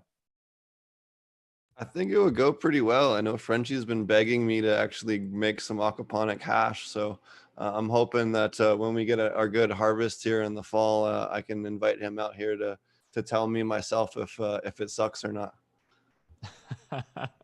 He'll travel to Oklahoma. I would be happy to give Frenchie a couple of pounds to tell me what he thinks. So Kevin was actually tuned in earlier. I'm assuming he's since gone to bed, but it's 10 o'clock West Coast time. Tanner, that means what? It's 1 o'clock yours. Are you in? You're not at home. You're like at the facility. I'm at the office. It's Yeah, I was gonna say that does not look like a home environment. That looks a very sterile corporate office back room with no windows. Do you have any windows? No, I got windows right in front of me. Just okay. Yeah, I'm staring through them. That's the way to be pointed. But yeah, this tonight's talk's gonna have influence on my day tomorrow. But I'll make it happen. Right. Well, apologize to the family for the the 1 a.m. end time. Steve, are you do you have any other questions, comments, or should we call it a night? No, I think we could wrap it up. I would like to just mention, if anyone's looking for additional aquaponic cannabis content, Marty and I host a show once or twice a week, every week on that, solely on that topic. We have over 400 hours of additional content if you want to learn more about that. And in fact, every single person that's been on this panel tonight has had their own episode. So if you want to find out, in fact, Leanne gave us a tour of his facility on video. It's quite very cool. I have a tour of Organic Innovations out here in Oklahoma. If you want to see that, Marty has tours of his facility. I know that Tanner's working on getting some footage up of his stuff. I'm not sure if he's posted that publicly or not. But I know that Bain's got some stuff up publicly. So if you want to see any of our content, we have all that on there, or check out their individual content as well. There's lots out there to explore. Actually, Marty, can you what you're commenting on YouTube? Can you just walk us through the OG, the Lemon Kush, the Chernobyl? Oh yeah, Shishkaberry. Yeah, so I was just trying to name off somebody, tried to call me out and ask if I could name all 16 strains that I have grown. And so I was trying to list all those off. So Starfighter OG, Lemon OG, Chernobyl, Hercule, Shishkaberry, Wi-Fi OG, Sour Strawberry, Mango Kush, Jackhammer, also Jackhammer by 9 Pound Frost. I didn't put that one on the list yet. Blackberry Frost, Pineapple by Banana Frost, Thor's Berry, Blue Cheese, Snowman. I think I'm up to like 14 or 15 now. I'm getting close. That's all I got off the top of my head, though. Blue Cheese is great. It's like one of my favorites, for sure. It was my first run of outdoor. You can see Aquaponic Blue Cheese on my YouTube channel at AP Meds. Most of those strains are documented on my YouTube grow, so you can definitely check those out. Yeah, and I know a couple of us too have facility builds. I know I have some on my channel. Marty does on his. I know some of these guys as well have build videos as well, so check those out. Also, someone else mentioned in chat, I almost forgot, we have the Aquaponic Cannabis Facebook group.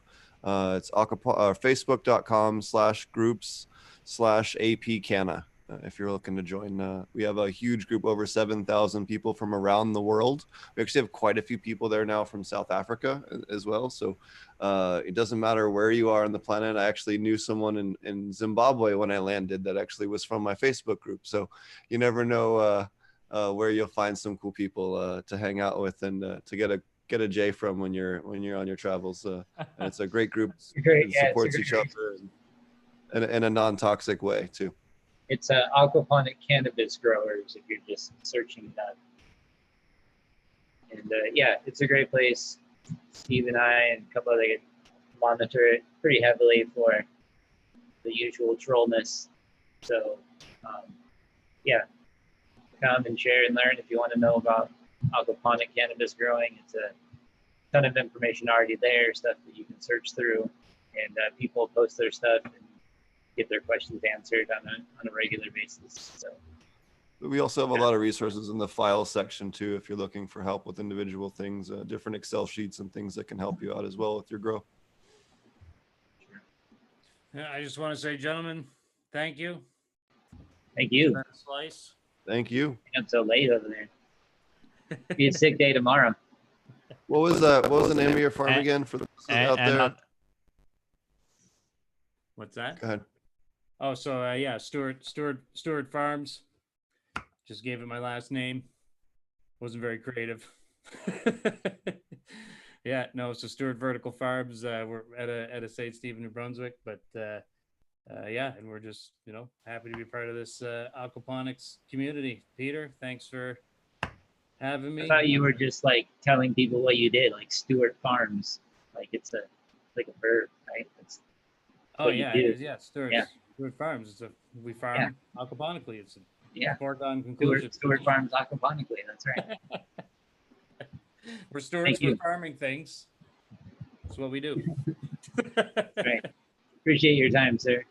All right, guys. All right. Well, Steve, thanks for putting it together and rallying the crew. I appreciate it. It was it's rare that I get to just sit back and relax and just watch. So thanks again. And to everybody who's watching, thanks for tuning in till 10 p.m. Pacific time, 1 a.m. Eastern Standard Time. And on that, let's call it a night.